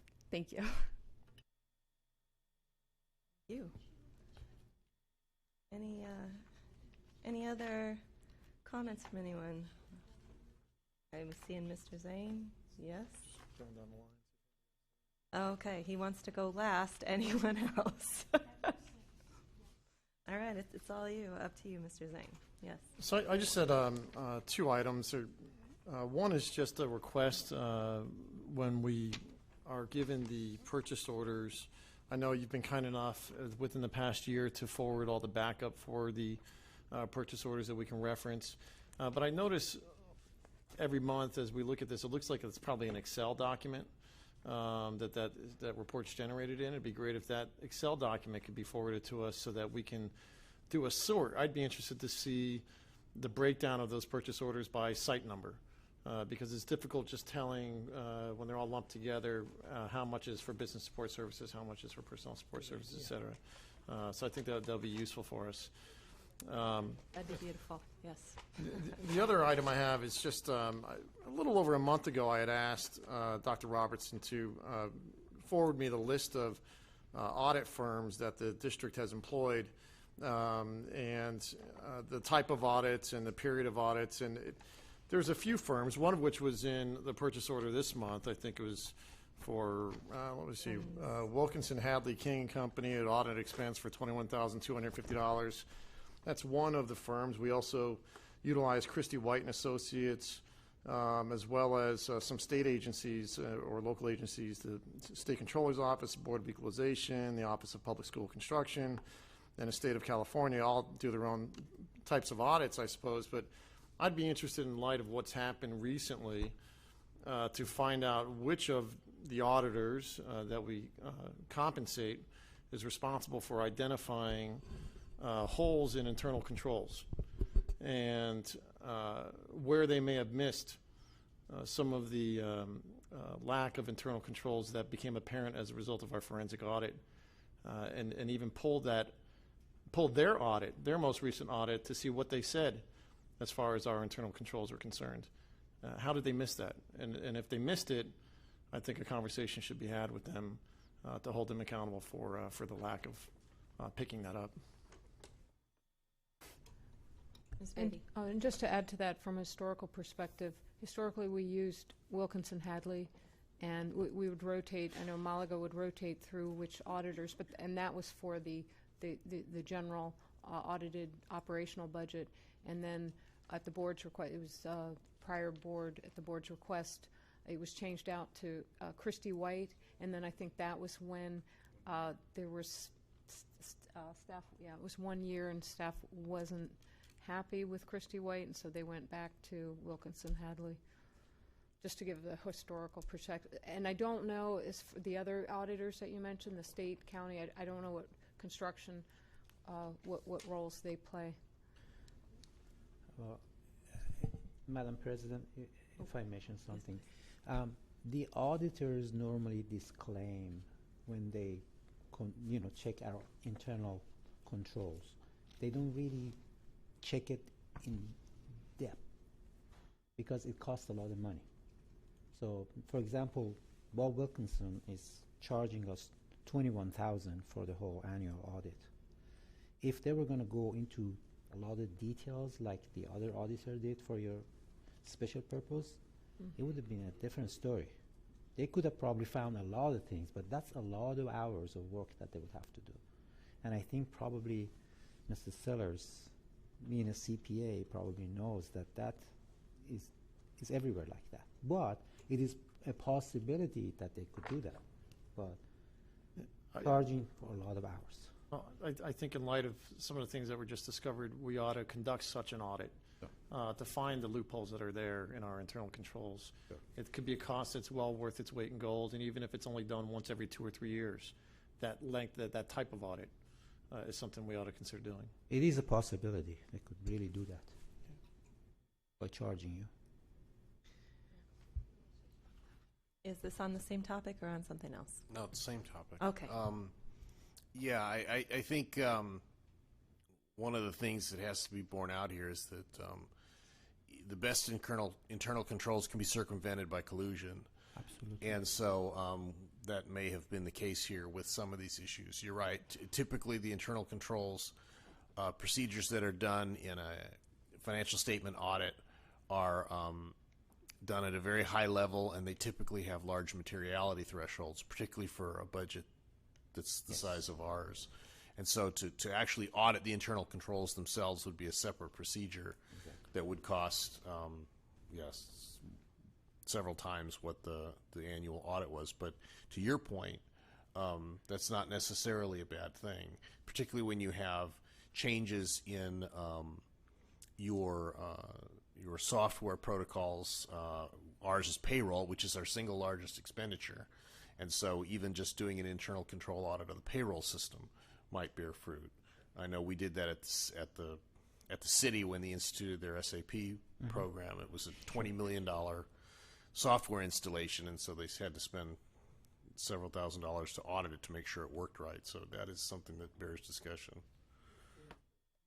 Maybe it's possible to come back with, to the extent you can, an estimate of what it would cost to provide the type of audit that Board Member Sellers just described now as a starting point. Yes. Because that appears to be where some of the breakdown occurred. Sure. So that brings me to a question I have, and that is who could conduct that audit? Does it necessarily have to be an outside auditing firm? There's been discussion in the past of hiring a position of an internal auditor, or is it a CBO function? Well, CBO definitely is not going to be auditing going on a day in, day out. But you can hire an internal auditor even permanently if you would like to. There are some districts that do have internal auditors, and they are called fiscally independent. The county office calls them so because then they can have their own payroll system if they're fiscally independent, if they have an internal auditor. If they do not have internal auditor, they cannot have their own payroll system. Like, we have to rely on the county. That's why we have all these problems with the PeopleSoft. So you could hire an internal auditor, or you could hire an external auditor over and above the regular annual auditor, because it would make sense that to have a separate auditor that they look at differently, you know. So I guess it'd be interesting to compare to weigh the cost benefits of the permanent internal auditor or the external auditor hired above the. Would the internal auditor also replace the standard audit, like the Wilkinson-Hadley? No, that wouldn't we would still have to take have place. external audit by law. Yeah. That's a mandate. Yes. Yeah, so I think it's a matter of just weighing the costs and benefits of those two alternatives. Definitely.